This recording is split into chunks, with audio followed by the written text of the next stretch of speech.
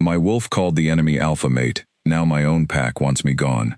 The arrow missed Elena's shoulder by less than an inch, and the sound of it splitting the bark behind her was the only warning she got before 3 more followed. She dropped low into the wet leaves, heart slamming against her ribs, and rolled behind the trunk of a fallen oak. Her breath came out in short white clouds. Someone was hunting on the border tonight, and whoever it was knew exactly where she had been standing a second earlier. She had been sent out alone, which was already unusual. Marcus, her alpha, did not normally send a single warrior to check disturbances along the dividing line between Ashwood Land and the territory that belonged to their oldest enemy, the Thornridge Pack. But the reports had been strange for weeks. Tracks that did not belong to any known Ashwood wolf.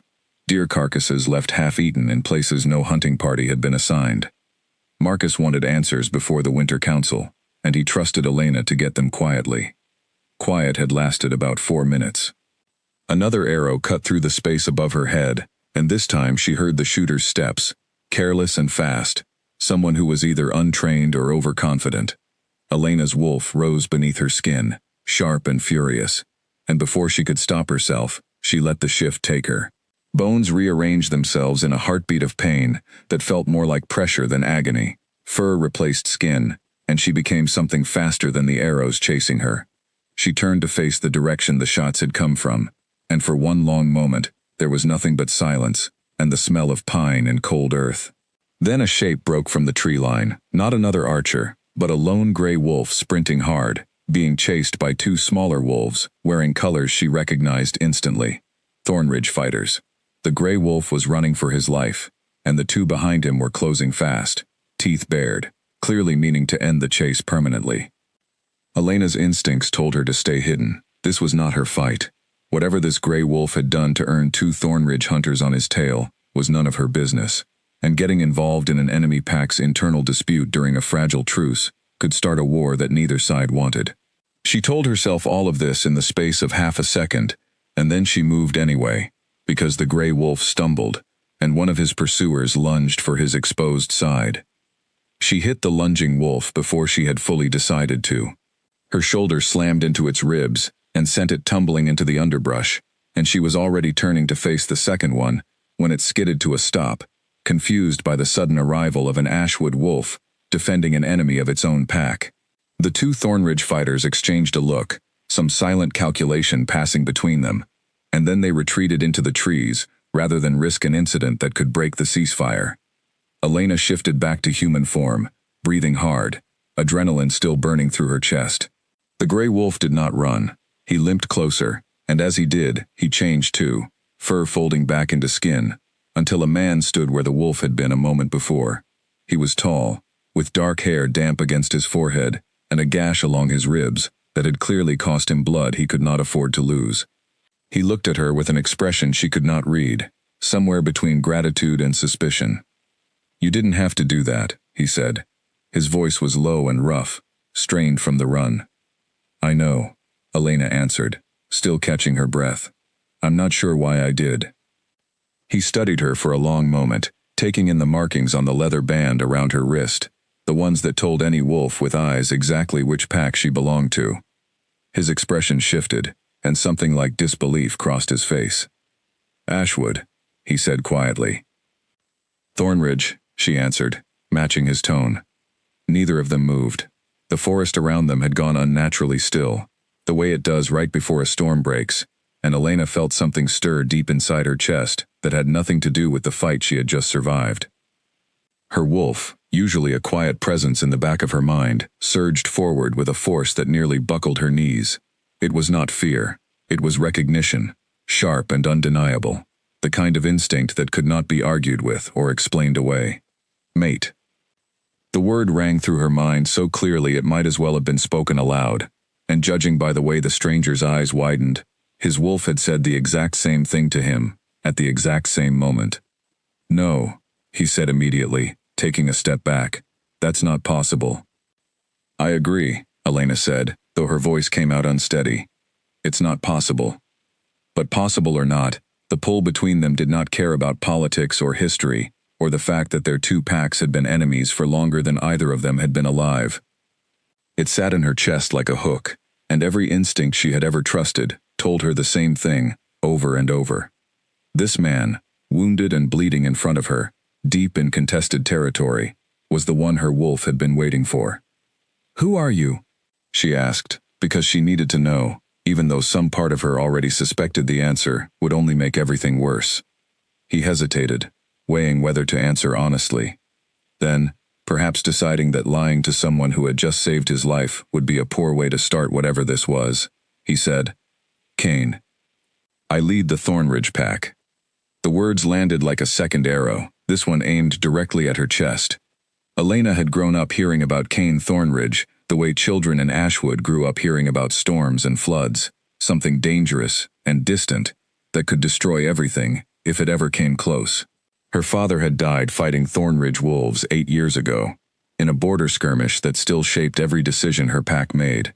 And now the alpha of that same pack was standing 3 feet away from her, bleeding, and her wolf was howling inside her that he belonged to her. "You're the alpha," she repeated, needing to say it aloud to make it feel real. "And you just fought off 2 of my own pack members to protect me," Cain said, something like dark amusement flickering across his face despite the pain he was clearly in. "That's going to be difficult to explain to either of our packs. I didn't know who you were," Elena said quickly. "I saw someone being hunted 3 against 1, and I acted. That's all." "Is it?" Cain asked, and the question hung between them, heavier than either of them wanted to admit. She wanted to say yes. She wanted very badly to say yes, to walk away right now, report the strange tracks she had actually been sent to investigate, and never think about this moment again. But her wolf would not let the thought settle. It kept circling back to him, drawn by something that felt less like choice and more like gravity. "You should let me look at that wound," she said instead, deflecting the real question entirely. "It's still bleeding. I've had worse." "That's not the same as saying you don't need help."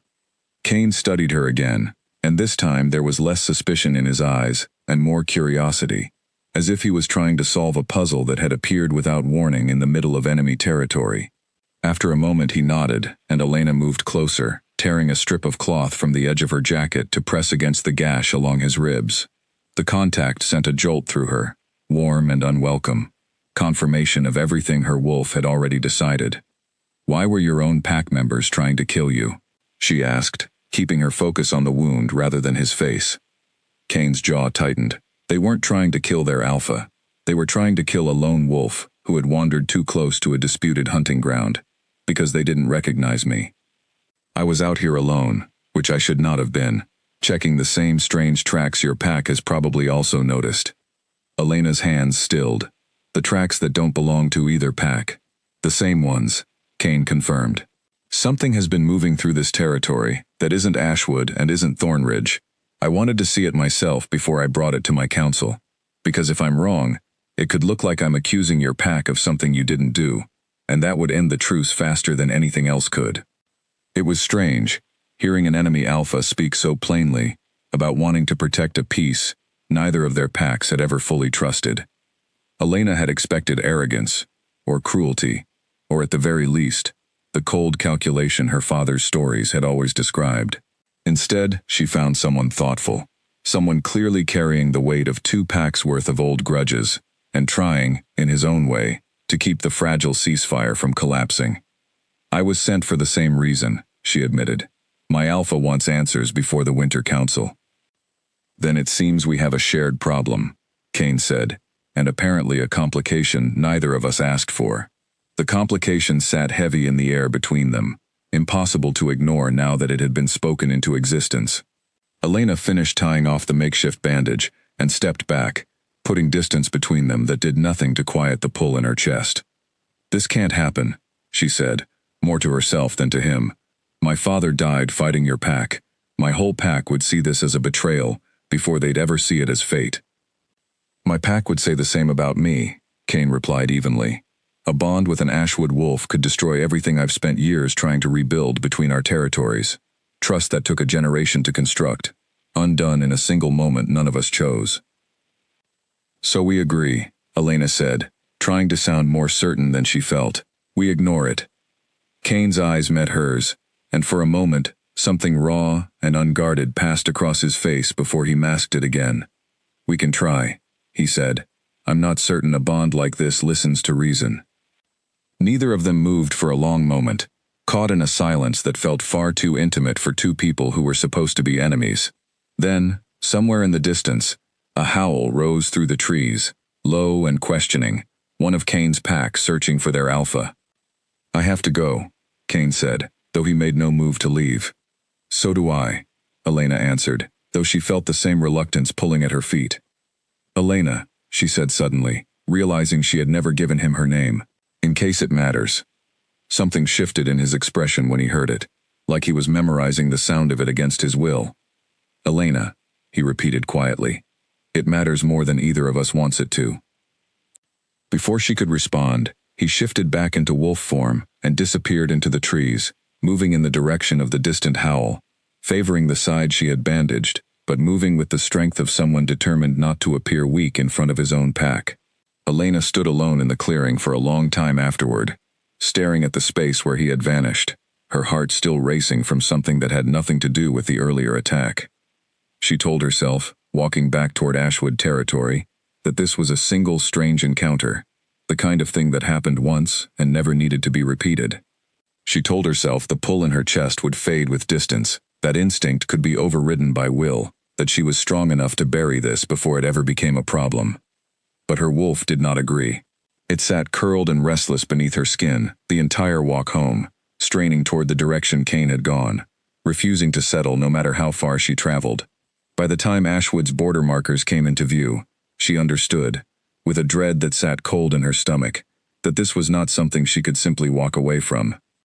Something had shifted tonight, something ancient and undeniable, and no matter how much either of them wanted to pretend otherwise, the bond between an Ashwood warrior and the enemy Alpha had already been formed. All that remained now was deciding what to do about it, and how long they could possibly keep it hidden from two packs that had spent a generation learning to hate each other.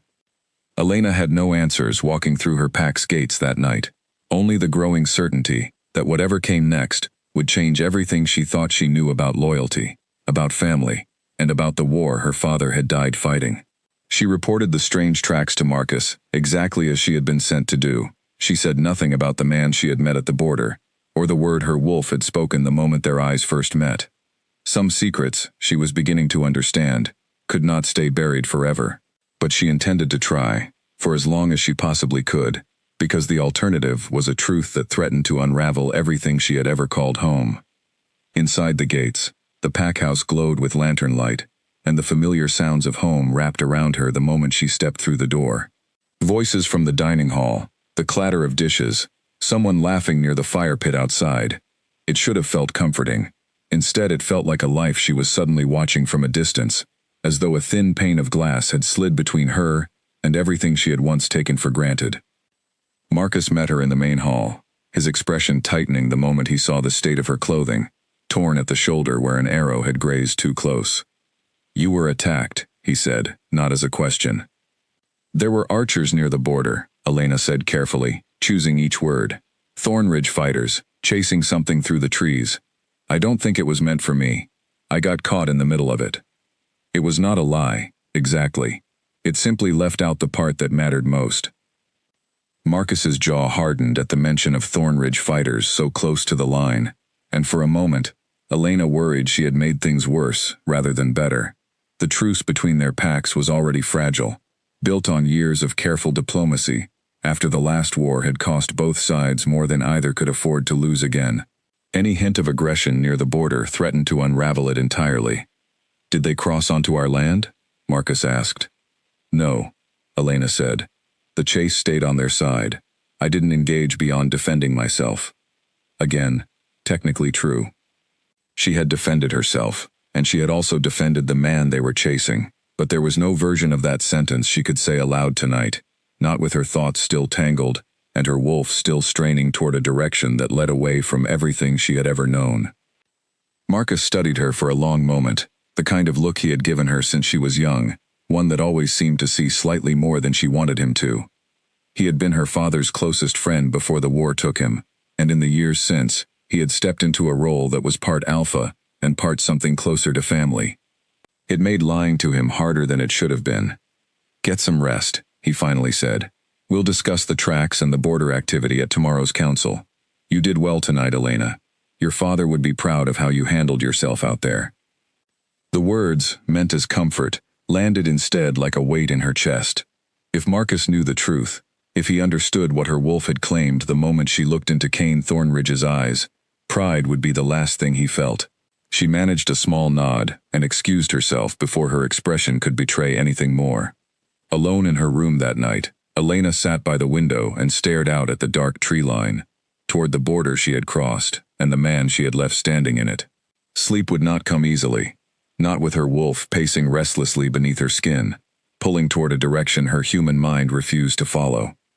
She pressed her palm against her chest, as if she could physically hold the feeling still, and told herself again that this was temporary, an aberration, something that would fade with distance and time. But even as she thought it, some quieter, more honest part of her already understood how wrong she was. Bonds like this did not fade.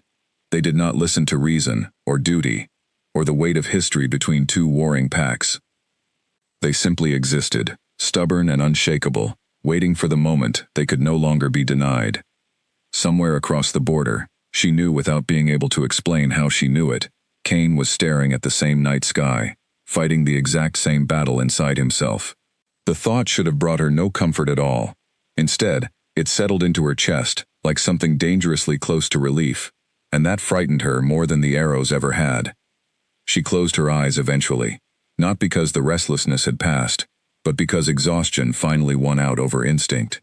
Tomorrow there would be a council meeting, questions to answer, and a truth she would have to keep buried for at least one more day. Tonight, for the first time in years, Elena Voss fell asleep thinking not of her father's death or her duty to her pack, but of a stranger's voice saying her name, like it already meant something to him. She did not yet know that this single night at the border was only the beginning, or that the secret she was so determined to protect would soon prove impossible to keep.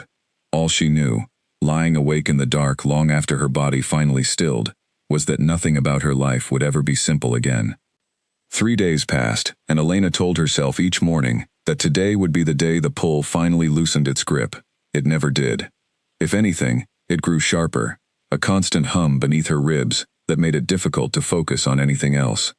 Training sessions that had once felt effortless now required real concentration, and more than once her sparring partner, a broad-shouldered warrior named Colton, called out her name twice before she registered he was speaking to her at all. "Where's your head today?"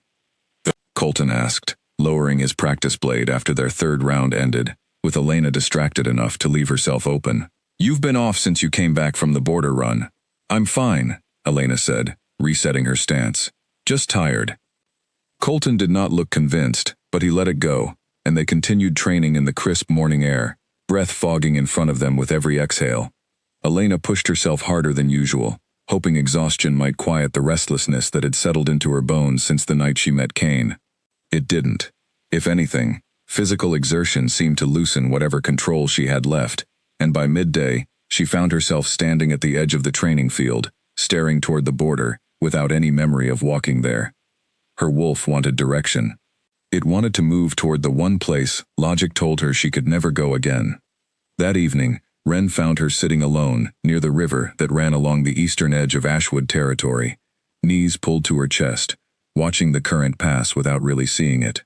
Wren had been Elena's closest friend since childhood, the daughter of one of the pack's senior trackers, and the two of them had grown up training side by side, sharing secrets that ranged from harmless to serious.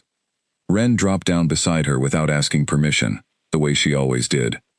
"You've barely said a word to anyone in days," Wren said. "Which for you is deeply suspicious. I've had a lot on my mind." Clearly. Wren studied her profile for a long moment. "Does it have anything to do with whatever happened at the border?" Marcus mentioned Thornridge archers, but he seemed like he was leaving something out. "And you seem like you're leaving out a lot more than that." Elena hesitated. She had promised herself she would tell no one, that the secret would stay buried until it faded on its own. But 3 days of silence had done nothing, except make the weight of it heavier. Wren was the one person in the pack she trusted completely, the one person who had never once judged her for anything, Not when Elena had failed her first combat trial at 14. Not when she had spent a full year barely speaking after her father's death. If there was anyone she could risk telling, it was Ren. "Something happened," Elena said slowly. "Something I don't fully understand, and I need you to hear the whole thing before you react." That's an ominous way to start a conversation. "I mean it, Ren. Promise me you'll let me finish." Ren's expression sobered, sensing the seriousness in Elena's tone. "I promise." So Elena told her. She described the archers, the gray wolf being chased, the decision to intervene despite every instinct telling her to stay hidden. She described the moment the stranger shifted back into human form, and the word her wolf had spoken the instant their eyes met. She watched Ren's face carefully as she said the name Kane Thornridge, watched the color drain slightly from her friend's cheeks. "You're saying your wolf claimed the Thornridge Alpha as your mate," Ren said finally, her voice careful and quiet, as though saying it too loudly might make it more real than it already was. "I'm saying that's what happened. I'm not saying I understand it, or that I want it, or that I have any idea what to do about it." Ren was quiet for a long time, staring out at the river the same way Elena had been staring at it before she arrived. When she finally spoke, her voice carried a weight Elena had never heard from her before. "Do you understand what this means, if it's true, if anyone finds out?" "I know what it means." "I don't think you do. Not fully. Elena, our pack has spent 8 years rebuilding trust after the last war. Your own father died in that war. If the Council learns that you're bonded to the enemy Alpha, they won't see fate. They'll see a threat.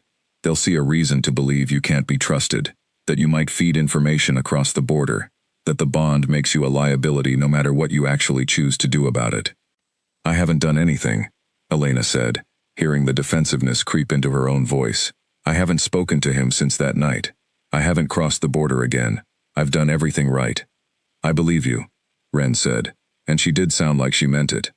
"But belief isn't going to matter to people who are already afraid of another war. You need to understand that, Elena. This isn't something you can just carry quietly forever. Bonds like this have a way of becoming visible, whether you want them to or not."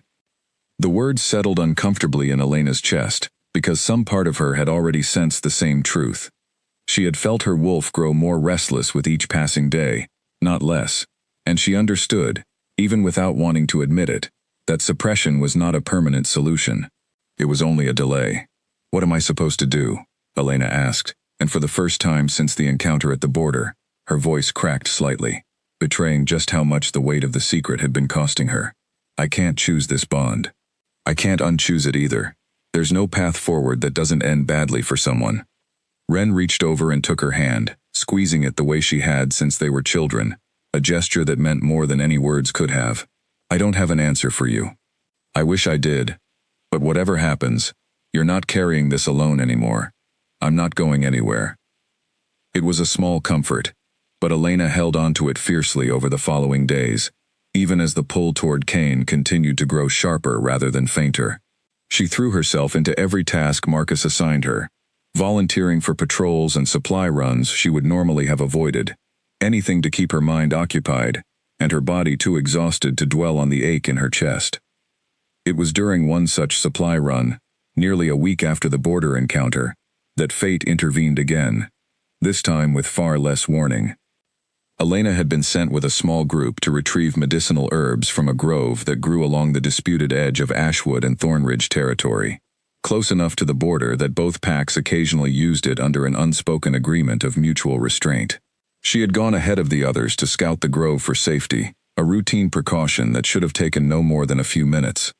She was crouched near a cluster of silverleaf plants, gathering what she needed, when the air around her shifted in a way she recognized instantly. Her wolf surged forward with a force that nearly knocked her off balance, and she straightened just as Kane stepped out from the tree line on the opposite side of the grove, clearly having sensed the same disturbance she had. For a long moment, neither of them said anything.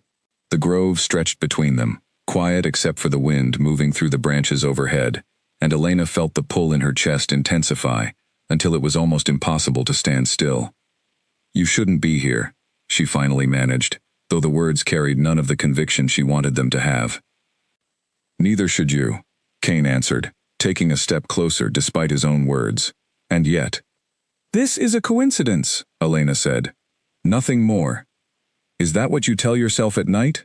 Kane asked, and though his tone held no cruelty, the question landed with uncomfortable precision. "Because it hasn't worked particularly well for me." Elena's breath caught. She had spent a week convincing herself that she was the only one struggling this badly, that perhaps distance and duty had allowed him to move past the moment far more easily than she had. Hearing him admit otherwise did something dangerous to her resolve. "It's been difficult," she admitted quietly. "Sleeping, focusing. My wolf won't settle." "Mine either," Kane said, closing the remaining distance between them until only a few feet separated them. "I've told myself every reason this can't happen. My council would see it as a betrayal of everything I've worked to build between our packs. My own advisors would question whether I'm fit to lead if word got out that my wolf claimed an Ashwood warrior."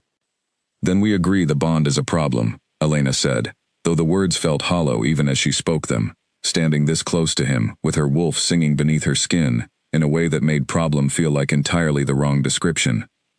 "I agree it's complicated," Kane said. "I'm no longer certain problem is the right word." The space between them felt charged, dangerous, in a way that had nothing to do with borders or old wars. Elena's hand had drifted, without her quite realizing it, toward the strip of fabric still wrapped around his ribs beneath his shirt, the wound she had bandaged a week earlier. "How is it healing?" she asked, needing something practical to focus on besides the way his eyes had not left hers since he stepped into the clearing. "Better than it should be, given the circumstances," Kane said. "I've had healers look at it. None of them could explain why it closed as quickly as it did." Elena knew the answer, even if neither of them wanted to say it aloud. A mate's care carried weight beyond ordinary medicine, a truth every pack understood, even if they rarely spoke of it directly. The bond did not just claim. It strengthened, protected, wove itself into every corner of a person's instincts whether they welcomed it or not. "We can't keep meeting like this," Elena said, forcing herself to take a step back, putting physical distance between them even though it did nothing to ease the ache in her chest. "Someone will notice. Someone already suspects, on my side. If this happens again, if anyone sees us together, it won't just be my future at risk. It could restart everything our packs have spent years trying to prevent." Kane's expression tightened, the weight of leadership settling visibly over his features. "You're right.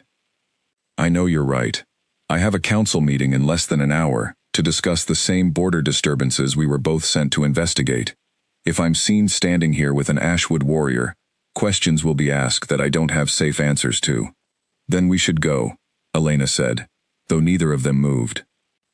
"We should," Kane agreed, equally still. It took another long moment before either of them found the will to turn away, and when Elena finally did, forcing her feet to carry her back toward the rest of her group, she felt the pull behind her like a physical weight, dragging against every step. She did not look back, because she was afraid of what she would do if she saw him watching her leave. The rest of the supply run passed in a blur. Elena answered questions when asked, carried her portion of the gathered herbs without complaint, and said nothing about the second encounter that had left her more shaken than the first. But that night, lying awake in her room, with her wolf still restless beneath her skin, she understood with growing certainty that Ren had been right. This was not something she could carry quietly forever. The bond was not fading with distance, or time, or sheer force of will. It was growing, deepening, weaving itself more tightly into her instincts with every accidental meeting, and sooner or later she knew, the secret she had been so carefully protecting would slip loose entirely, whether she was ready for that moment or not. She thought of her father, of the war that had taken him, of everything her pack had sacrificed to reach the fragile peace they now lived under. She thought of Marcus's trust, of Ren's warning, of the way the council had reacted to far smaller threats in the years since the last war ended. And beneath all of it, stubborn and undeniable, she thought of Kane's voice, saying her name like it already belonged to him. Whatever came next, Elena understood she was no longer walking toward it slowly. She was being pulled, faster than she wanted, toward a truth that would soon be impossible to hide from anyone. The first sign that their secret was slipping came not from Ren, who had kept her word without fail, but from a source Elena had not anticipated at all. 10 days after the encounter in the grove, a young tracker named Bryn approached Elena during evening training, his expression cautious, in a way that immediately put her on edge. "Can I speak with you privately?" Bryn asked, glancing around the training field as though checking for anyone close enough to overhear. Elena set down her practice blade, a familiar unease settling low in her stomach. Of course. They walked a short distance from the others, toward the quieter edge of the field, where the noise of sparring faded into background hum. Bryn hesitated before speaking, and when he finally did, his words landed like a stone dropped into still water. "I was on the Eastern Patrol 3 days ago, near the disputed grove," he said. "I saw someone matching your description, standing with a man I didn't recognize. You were close together. It looked like more than a chance meeting." Elena's pulse spiked, but she kept her expression carefully neutral, drawing on years of training to mask the panic clawing up her throat. "I don't know what you think you saw, but I was gathering herbs that day, with the supply group. If someone was near the grove, it wasn't me." "I know what I saw, Elena," Bryn said, his voice quieter now, almost apologetic. "I haven't told anyone else. I wanted to ask you directly first, because it didn't look like anything dangerous. It looked like something else entirely, and I wasn't sure what to make of it." The kindness in his tone did nothing to ease the dread spreading through her chest. If Bryn had noticed, others could notice too, and the careful denial she offered now would only buy her a small amount of time before the truth found its way to someone less willing to stay quiet. "There's nothing to make of it," Elena said firmly. "Whatever you think you saw, you're mistaken." Bryn studied her for a long moment, clearly unconvinced but unwilling to press further. "All right," he said eventually. "I believe you. I just wanted to give you the chance to explain before I mentioned it to anyone else, in case there was a simple reason for it." "There is," Elena said. "You were mistaken." He nodded, though the doubt lingered visibly on his face as he walked away, and Elena stood alone at the edge of the training field, with her heart hammering against her ribs. The lie had bought her time, but she understood now, with painful clarity, that time was the one thing she did not have in abundance. That night, she found Wren in the kitchen storeroom, sorting dried herbs by lantern light, and pulled her aside to explain what had happened. Wren's expression darkened with each detail. "This is exactly what I was afraid of," Wren said, setting down the bundle of herbs she had been holding. "Elena, you cannot keep meeting him. Every time you do, the risk grows. It only takes one person who isn't willing to stay quiet, and this entire situation collapses on top of you." "I know," Elena said, frustration bleeding into her voice. "I know, Wren. Do you think I want this? Do you think I chose any part of it?"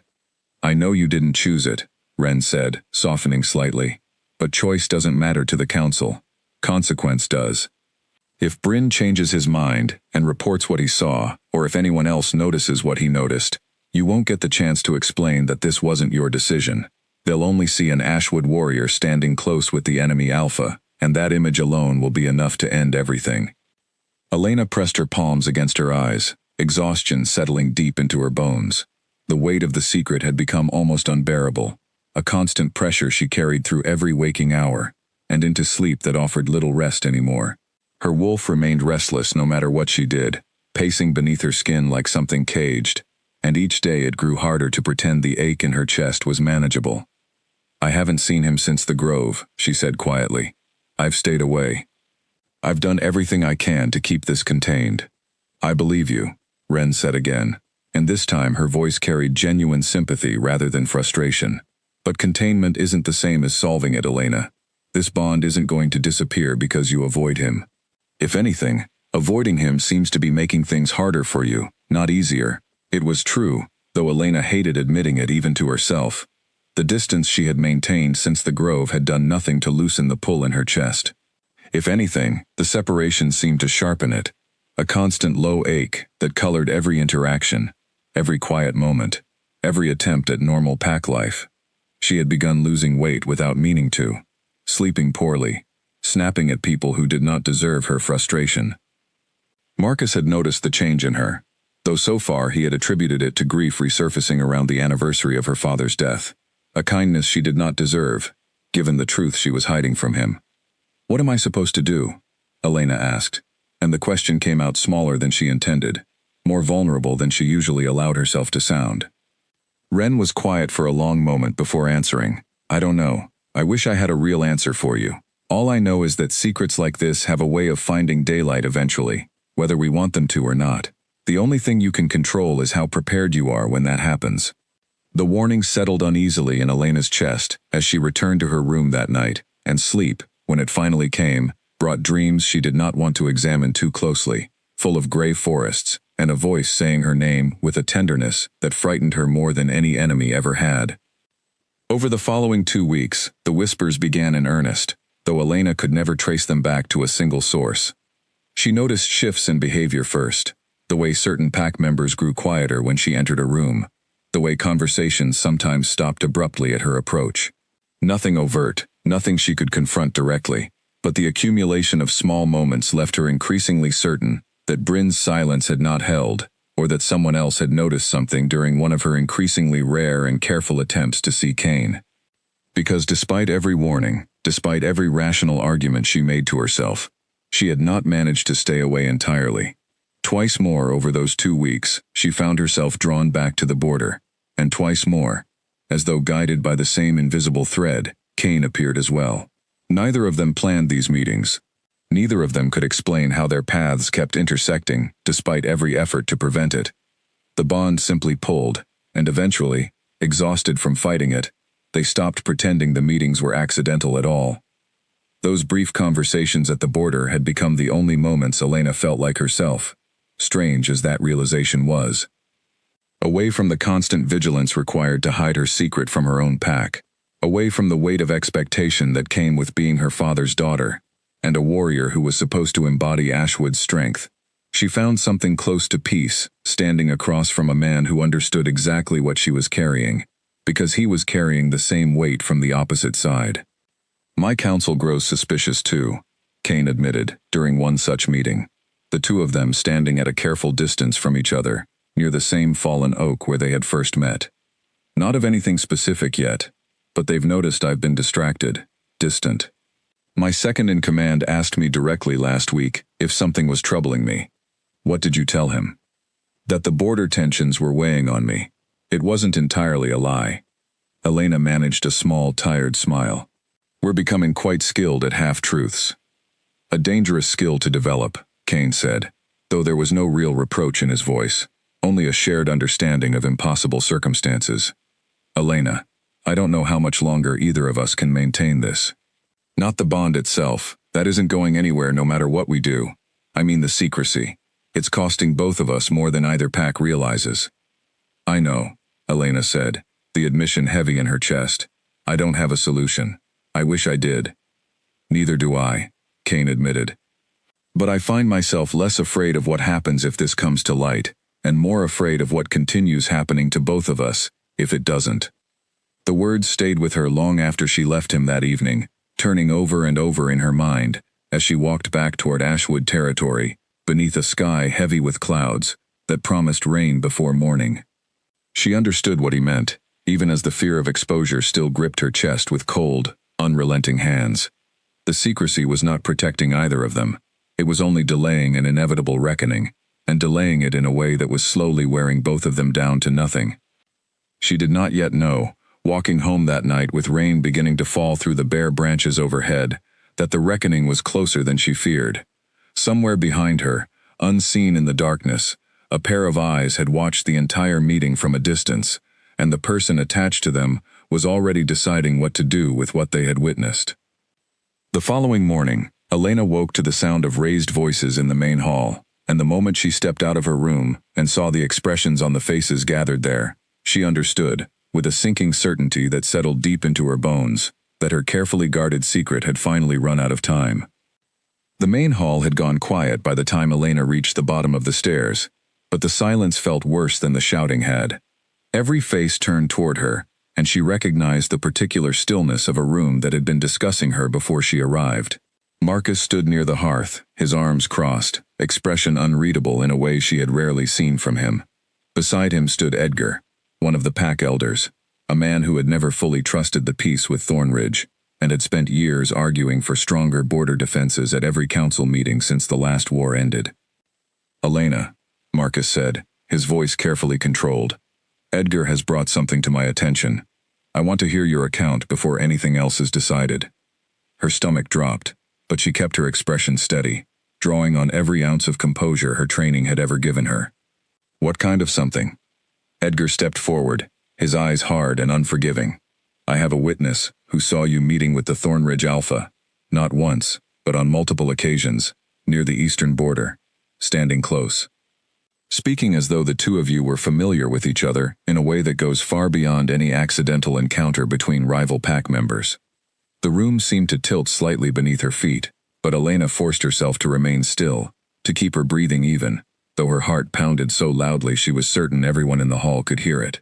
She thought of denying it outright, the same way she had denied it to Bryn weeks earlier, but something in Edgar's expression told her he already had more than suspicion to work with. Who is this witness? She asked instead, buying herself a moment to think. That doesn't matter, Edgar said. What matters is whether the accusation is true. Deny it if you can, Elena, in front of your Alpha and this entire hall. Every instinct told her to lie, to protect herself and the fragile secret she had carried for weeks, but she had never been skilled at deception, not really. And standing here now with dozens of eyes fixed on her, she understood that a lie would not hold. Her body had already betrayed her once, flinching at the mention of meetings she could not explain away as coincidence. Marcus, who knew her better than almost anyone alive, was watching her with the careful attention of someone searching for the truth beneath her words. I met him, Elena admitted finally, and the words seemed to suck all the air out of the room. It wasn't planned, not the first time. It happened during the border investigation weeks ago. Since then, it's happened more than once, though I never sought it out deliberately. Gasps rippled through the gathered crowd, and Edgar's expression hardened into something close to triumph, as though her admission confirmed everything he had long suspected about the dangers of trusting the truce too deeply. You've been meeting secretly with our enemy, Edgar said, loud enough for the entire hall to hear. For weeks. And you said nothing to your Alpha, nothing to your council, while conducting yourself in a manner that could easily be construed as passing information across enemy lines. I haven't passed any information, Elena said sharply, anger finally cutting through her fear. I haven't done anything to endanger this pack. What happened between us wasn't a choice, Edgar. It's a mate bond. My wolf recognized him the moment we met, and his recognized me. Neither of us asked for it. Neither of us wanted it. The admission landed with even more force than the first, and this time the silence that followed felt suffocating. Marcus's expression shifted from careful control to something closer to shock, and beneath the shock, Elena saw a flicker of something that looked painfully like betrayal. A mate bond, Marcus repeated slowly, as though testing the words for some hidden falseness. With the Thornridge Alpha. Yes, Elena said, her voice steadier now that the truth was finally out, though the relief of no longer hiding it was tangled with a fear so sharp it made her hands tremble. I know how this sounds. I know what it means for this pack, for the truce, for everything my father died fighting to protect.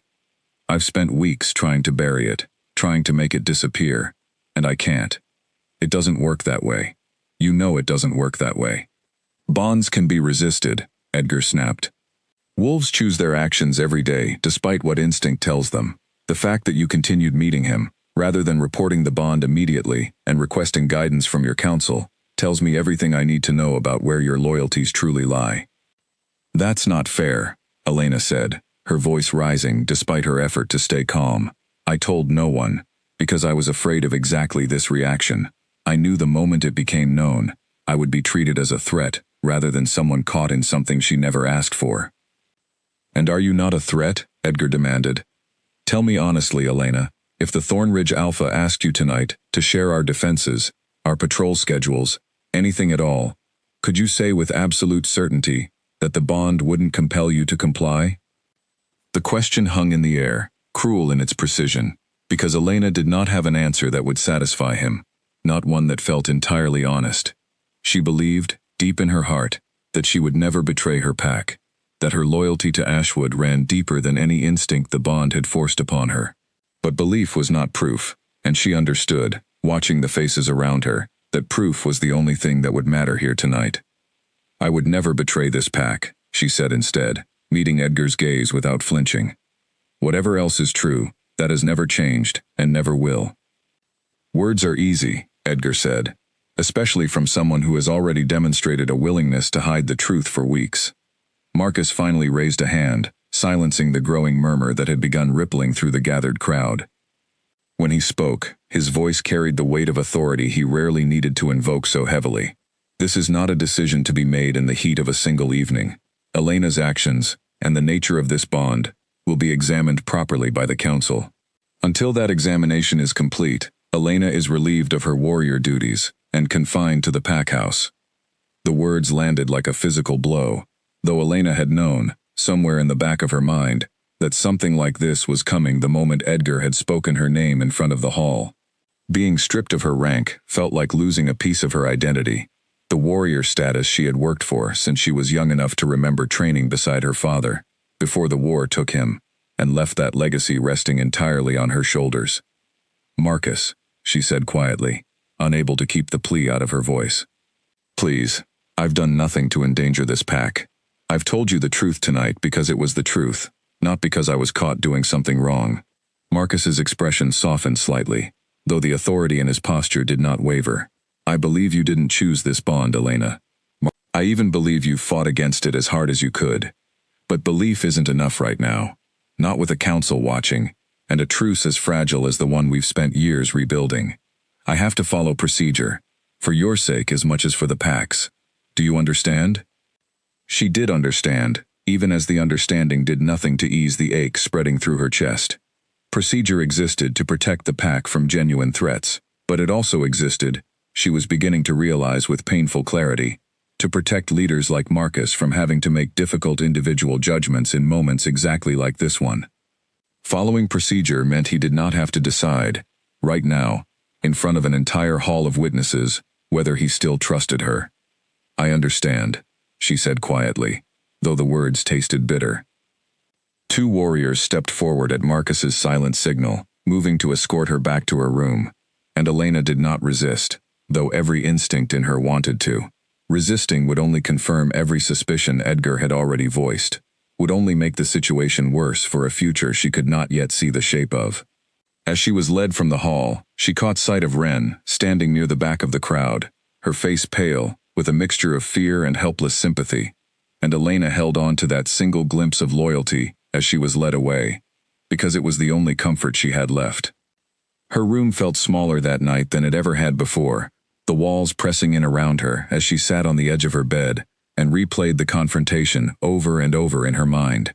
She had told herself, weeks ago, that the truth would eventually surface, no matter how carefully she tried to bury it. She had not expected the surfacing to feel quite this much like drowning. Somewhere across the border, she knew without being able to prove it, Cain was likely facing questions of his own, whispers spreading through his own pack, the same way they had spread through hers. The bond that had once felt like the only warmth in her increasingly complicated life now felt like the very thing that might cost her everything she had ever known. She pressed her forehead against her knees and allowed herself, for the first time since that night at the border, to cry, quietly, so the warriors stationed outside her door would not hear. Tomorrow would bring council deliberations, questions she might not be able to answer to anyone's satisfaction, and a judgment that could reshape the entire course of her life. Tonight, she allowed herself only this single moment of grief, before steeling herself for whatever came next. The council convened 3 days later, and those 3 days passed for Elena in a strange, suspended kind of misery. Confined to the pack house, she was permitted no visitors except Ren, who came each evening with food and quiet company, and no news of what was happening beyond the walls, except what Ren could gather from careful, cautious conversations around the pack grounds. What little she learned was not encouraging. Edgar had spent the days building support among the other elders, framing the situation not as an unfortunate accident of fate, but as a genuine security risk that demanded a firm response. "He's using your father," Ren told her on the second evening, sitting cross-legged on the floor of Elena's room, while Elena picked at a plate of food she had no appetite for, reminding everyone how he died, what the last war cost this pack. "He's making it sound like trusting you now would dishonor his memory." Elena set down her fork, appetite fully gone. "That's not fair. My father wouldn't want this pack tearing itself apart because of something I never chose. I know that. You know that." But fear doesn't listen to fairness, and Edgar has spent 3 days feeding people's fear very carefully. Ren reached over and squeezed her hand. Marcus hasn't said much publicly.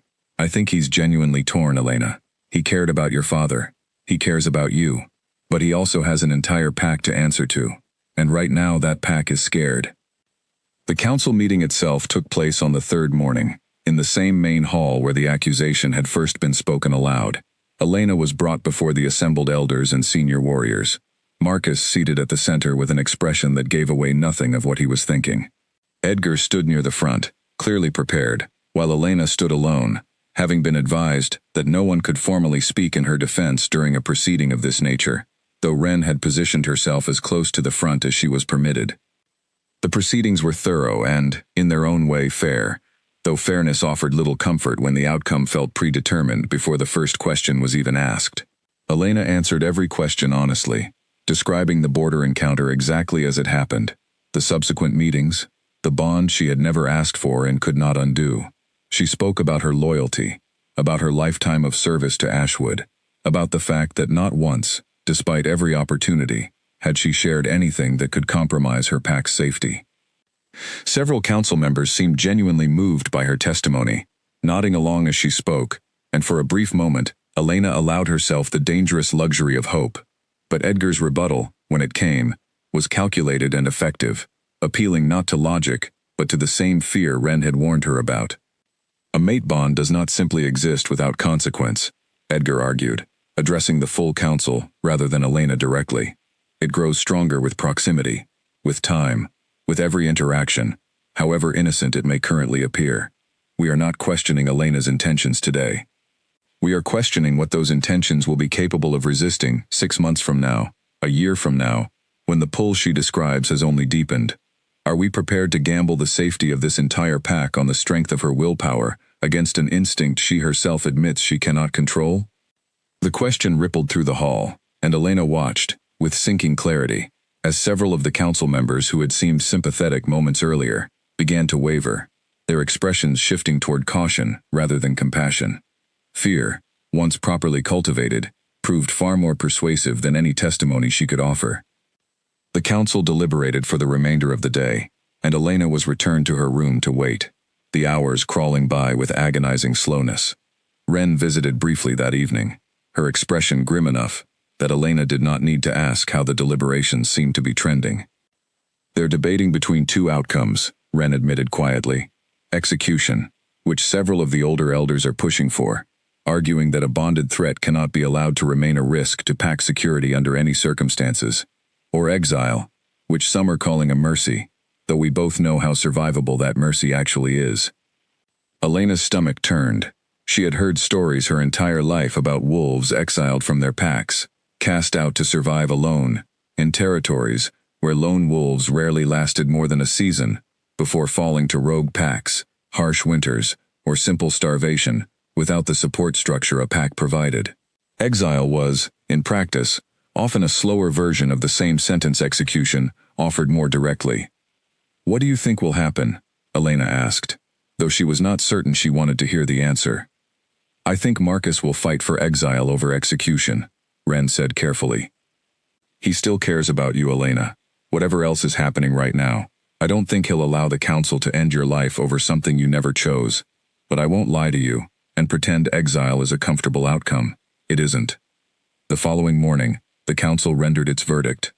Elena stood before them once more, forcing herself to remain steady despite the trembling in her hands, and listened as Marcus, his voice carrying none of its usual warmth, delivered the decision that would reshape the entire remainder of her life.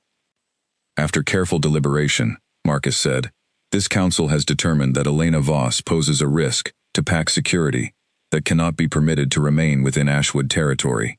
In recognition of her years of loyal service, and in acknowledgement that the bond she carries was not a choice she made willingly, this council has chosen exile over more severe consequences.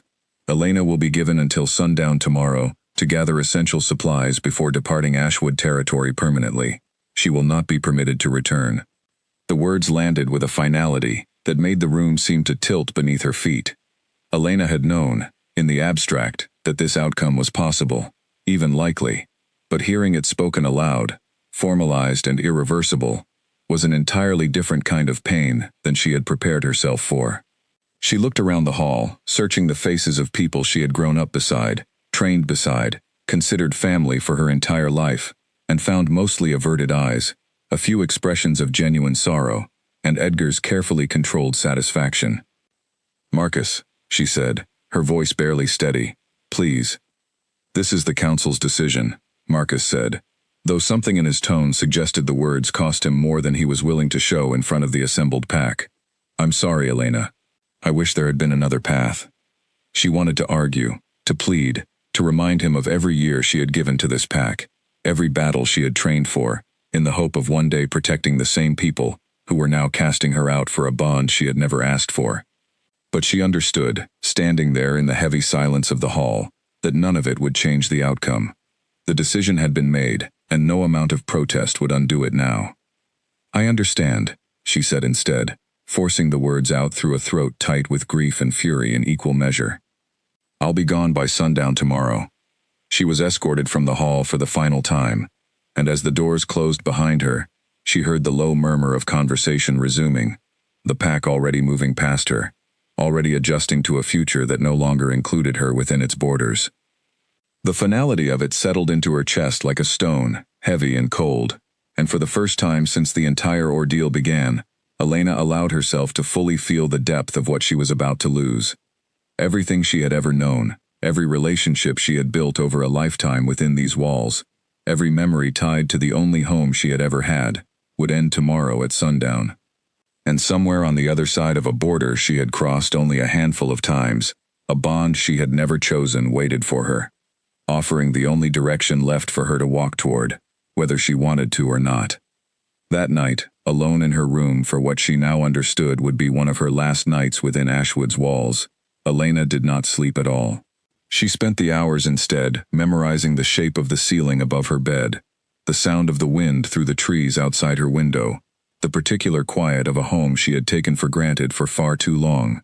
Tomorrow, all of it would become memory, and nothing more.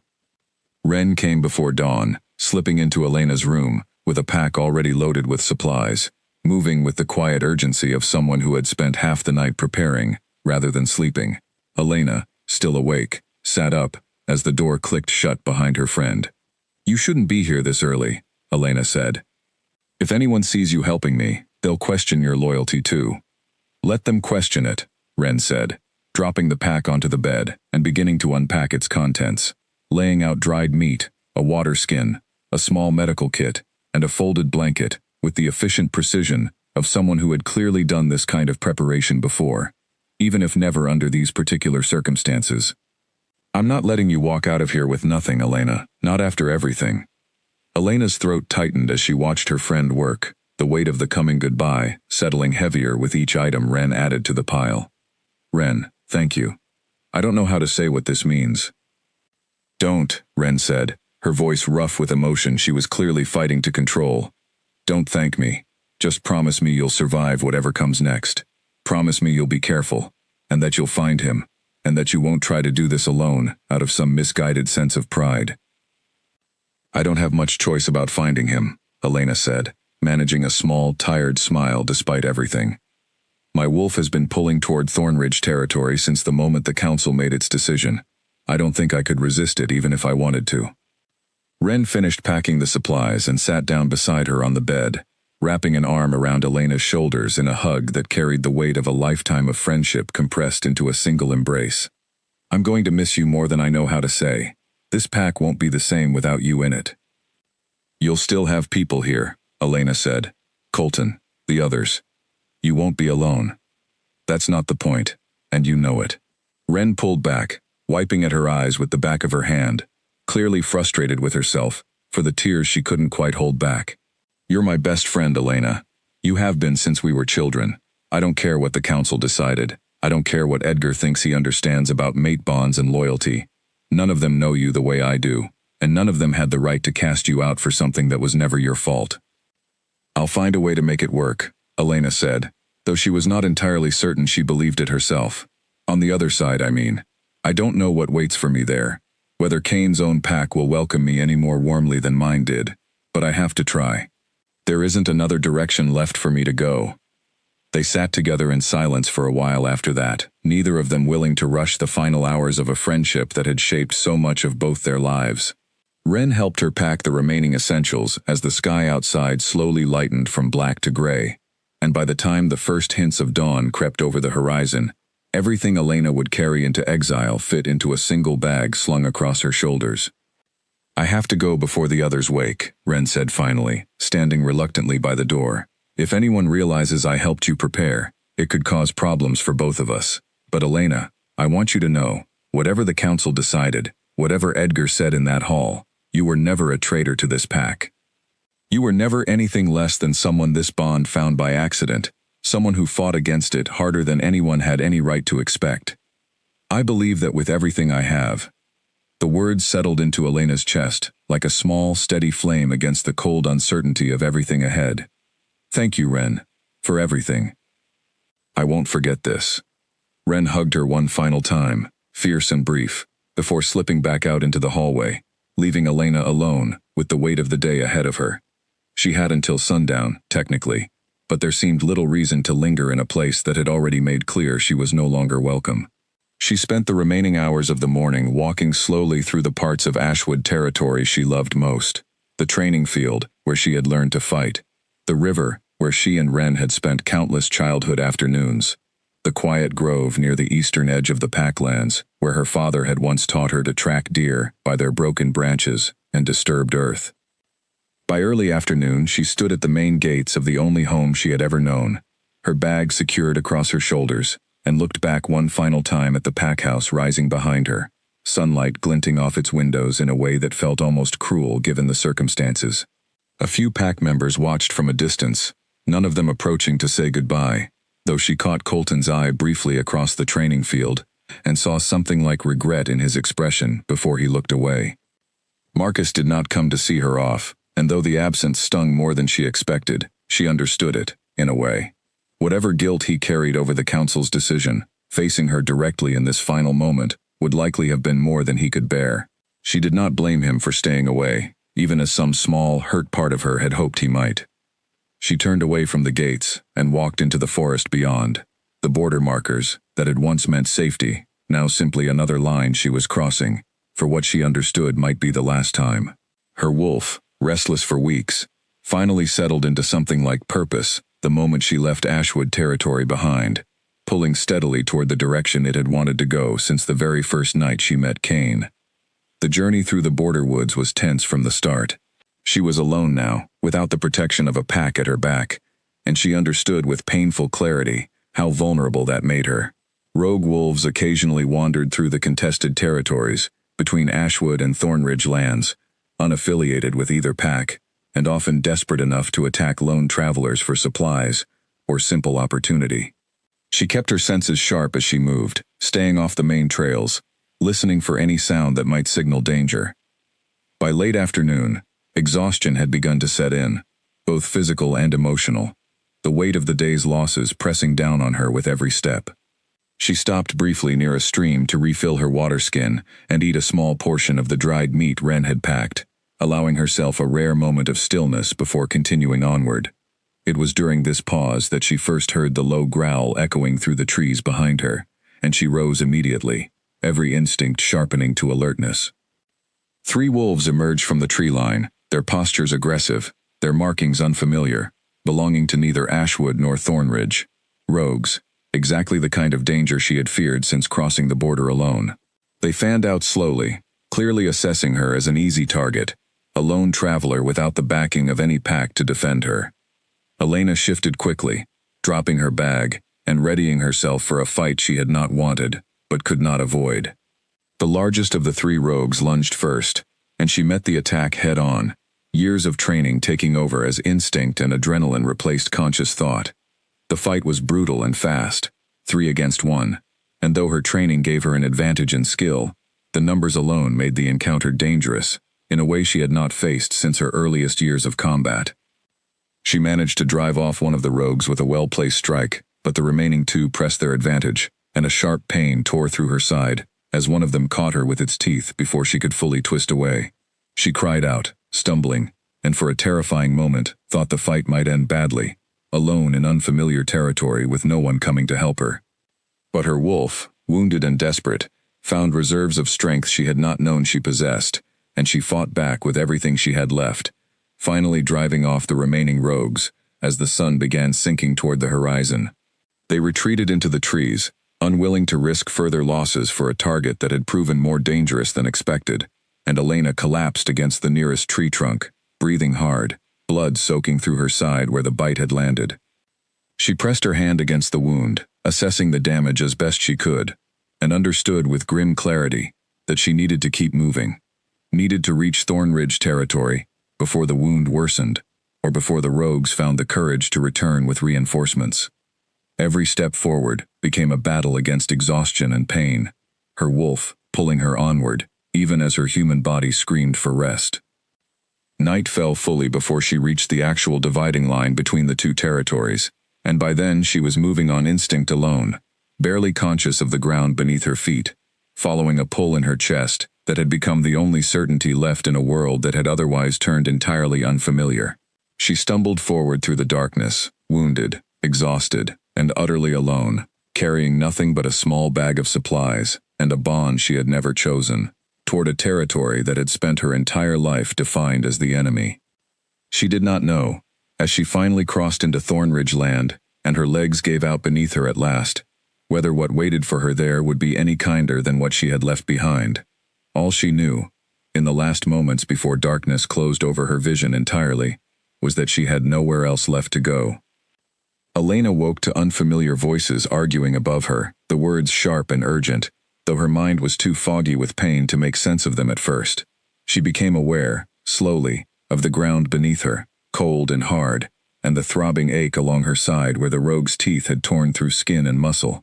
When she finally forced her eyes open, she found herself surrounded by 4 wolves in human form, none of them familiar, all of them watching her with expressions ranging from suspicion to open hostility. "She's an Ashwood wolf," one of them said, a broad-shouldered man with a scar running along his jaw. "Look at the markings on her wrist. What is she doing this deep in our territory?" "Doesn't matter what she's doing here," another voice cut in, a woman with close-cropped hair and a blade already drawn. "She's wounded and alone. Could be a trap. Could be a scout sent to test our patrols." Elena tried to speak, but her voice came out as barely more than a rasp, the events of the previous day catching up with her all at once now that consciousness had fully returned. "Not a scout," she managed. "Exiled.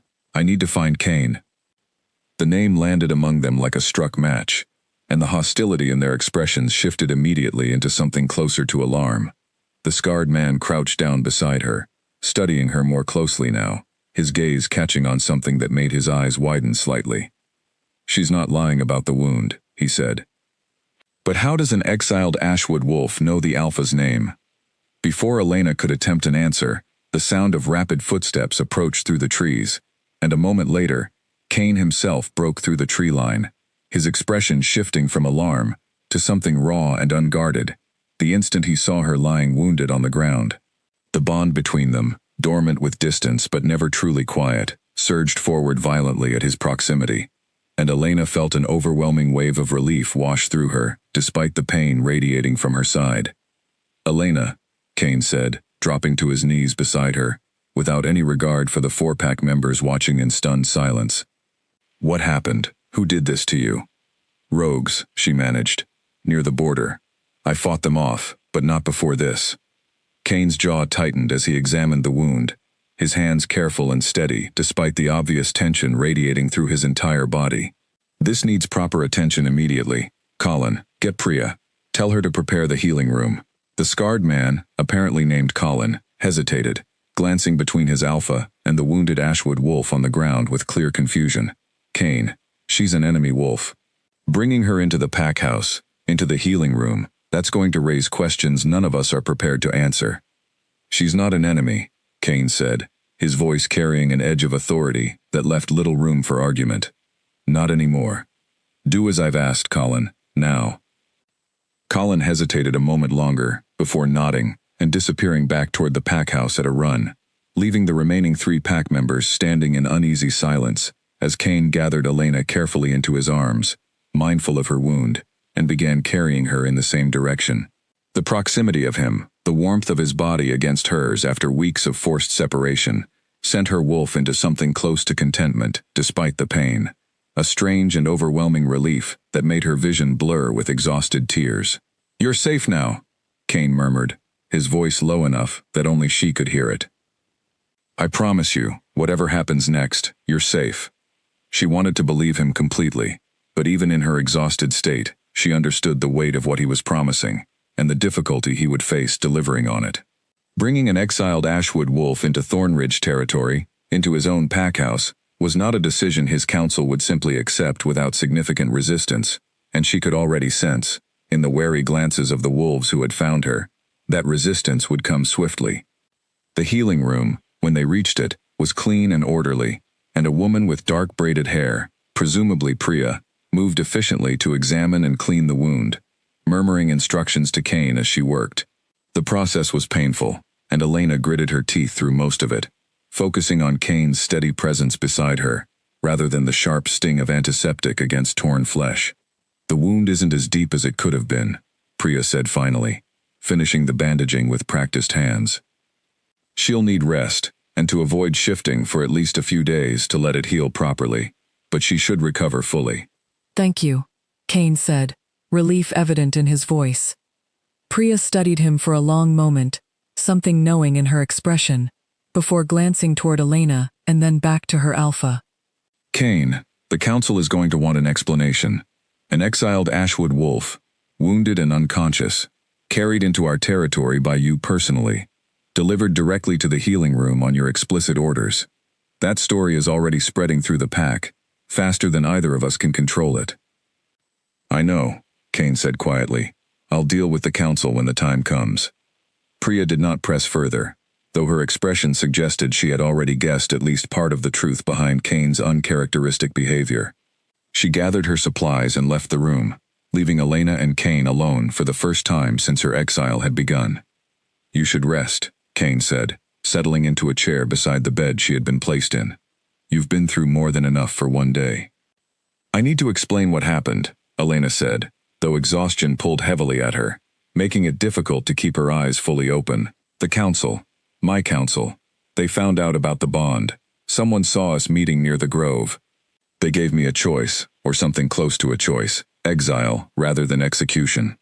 Kane's expression darkened with a fury Elena had not seen from him before, controlled but unmistakable. "They exiled you for something neither of us chose, for an instinct that exists beyond either of our control. Edgar argued I couldn't be trusted, that the bond made me a security risk regardless of my intentions," Elena said, the words tumbling out now that she had finally started. Weeks of pent-up fear and grief finding an outlet at last. "Marcus tried to soften the outcome, I think. Exile instead of worse. But it still meant leaving everything I've ever known, my whole life, gone in the span of a single council meeting. I'm sorry," Kane said, and the sincerity in his voice cut through her exhaustion more deeply than any comfort had managed in weeks. "I should have insisted we handle this differently from the start. I should have found a way to protect you from exactly this outcome." "There was no protecting me from it," Elena said. "Not once the bond existed. Not once either pack learned what our wolves had already decided. This was always going to happen eventually, one way or another." They sat in silence for a while after that, the weight of everything that had happened settling between them, in a way that felt, strangely, less painful, now that they were finally in the same place, finally able to face the situation together, rather than across a border that had forced constant separation. Elena's eyes grew heavier as exhaustion finally overtook her, and Kane remained beside her, watching over her with a vigilance that felt, for the first time in weeks, like something she did not have to face entirely alone. She woke hours later to raised voices outside the healing room, and though her body still ached from the previous day's injuries, she pushed herself upright, straining to make out the conversation happening beyond the closed door. She recognized Kane's voice, controlled but firm, and another voice, older and clearly agitated, that she did not recognize at all. "You cannot simply harbor an exiled Ashwood wolf within our territory without council approval," the unfamiliar voice was saying. "This is not a decision you're entitled to make unilaterally, Kane, regardless of your position as Alpha." She is not a threat to this pack, Kane's voice answered, level despite the obvious tension in the exchange. She was exiled for a bond neither of us asked for, a bond that exists whether either council chooses to acknowledge it or not. I will not send her back out into rogue-infested territory to die simply because her presence here is politically inconvenient. Politically inconvenient understates the danger significantly, the older voice countered. Our own pack has spent years rebuilding trust with Ashwood after the last war. If word spreads that you've taken in one of their exiled warriors, bonded to you or not, it could be seen as an act of provocation. It could restart tensions we have worked far too hard to ease. Elena closed her eyes, absorbing the familiar shape of the argument, the same fears and calculations that had led to her own exile now playing out in reverse on the other side of the border. She understood, with a sinking feeling that settled deep into her chest, that Thornridge's welcome, if it came at all, would be no easier to secure than Ashwood's had been to lose. The voices continued for several more minutes, neither side yielding significant ground, until eventually, the older voice fell silent, and heavy footsteps retreated down the hallway outside. A moment later, the door to the healing room opened, and Kane stepped inside, his expression tired, in a way that told her the conversation had cost him more than he wanted to admit. "You heard that," he said, more statement than question. "Most of it," Elena admitted. "Your council isn't going to accept me easily, are they?" "No," Kane said honestly, settling back into the chair beside her bed. "They're not. But I'm not sending you away, Elena. Regardless of how difficult this becomes, you have nowhere else to go, and even if you did, I'm no longer willing to pretend this bond is something either of us can simply walk away from." The declaration settled into her chest with a warmth that fought against the exhaustion and fear, still lingering from everything she had endured over the past 2 days. She did not know, lying in an unfamiliar bed in enemy territory that was somehow no longer entirely unfamiliar, what the coming days and weeks would bring. But for the first time since Edgar's accusation had first shattered the fragile secret she had spent weeks protecting, she allowed herself to feel something close to hope. Whatever challenges Thornridge's council intended to raise, whatever resistance still waited beyond the walls of the healing room, she was no longer facing them entirely alone. And for now, exhausted and wounded, but finally safe, that felt like enough. The days that followed tested Elena in ways different from anything she had experienced within Ashwood's walls, though the wariness she encountered felt uncomfortably familiar. She healed steadily under Priya's careful attention, the wound along her side closing within a week, but the deeper injury, the loss of her home and her place within it, lingered far longer than any physical wound could. Kane's council, as promised, did not accept her presence easily. She was granted permission to remain within Thornridge territory, but only under conditions that made clear how tenuous her position truly was. She was confined largely to the packhouse grounds, watched carefully by warriors assigned specifically to monitor her movements, and required to attend a formal hearing before the full council once she had recovered enough to stand for an extended period. The hearing, when it came, mirrored the one that had exiled her from Ashwood in uncomfortable ways, though the specifics of the questioning differed. Where Edgar had focused on loyalty and information leaking toward the enemy, Thornridge's senior advisor, a stern woman named Odette, focused instead on the practical dangers of harboring a warrior, trained by a rival pack, someone who understood Ashwood's defenses, tactics, and vulnerabilities in intimate detail. "You are asking this council to trust that a warrior raised and trained specifically to defend against Thornridge threats will not use that knowledge against us," Odette said, her tone measured but unmistakably skeptical. "Bond or no bond, that is a significant risk to accept." "I have no intention of using anything I know against this pack," Elena said, drawing on the same steady composure that had carried her through Ashwood's council months earlier, though this hearing felt, in some ways, even more precarious, given how little history she had here to draw upon for credibility. "I understand your caution. I would feel the same in your position, but I am not your enemy, and I never sought to become entangled with your alpha in the first place. This bond exists whether any of us welcome it or not. And if the bond ever proves less binding than you claim," Odette pressed, "if circumstances change, if your loyalty to your birth pack resurfaces despite the exile, what protection does this pack have against that possibility?" Kane, seated at the head of the council table, finally spoke, his voice carrying the weight of his authority, without raising in volume. I will vouch for her, personally. If Elena's loyalty ever wavers, if she ever acts against this pack's interests, the consequences fall on my judgment, as much as on her actions. I am not asking this council to blindly trust a stranger. I am asking them to trust me, and to allow the bond time to prove itself the way every other aspect of pack life eventually does. The council deliberated for the remainder of that day, and though the final decision granted Elena provisional acceptance within Thornridge territory, the terms remained clear and unforgiving. She would be permitted to stay, but under close observation, expected to earn genuine trust, rather than assume it had already been granted, simply because their alpha vouched for her character. Elena accepted the terms without complaint, understanding they were, in truth, more generous than she had any right to expect given the circumstances. Over the following weeks, she worked to prove herself, in whatever small ways the situation allowed. She assisted in the healing room under Priya's supervision, having picked up basic medical knowledge during her years as an Ashwood warrior. She helped with routine tasks around the pack house, careful never to overstep the boundaries her provisional status demanded.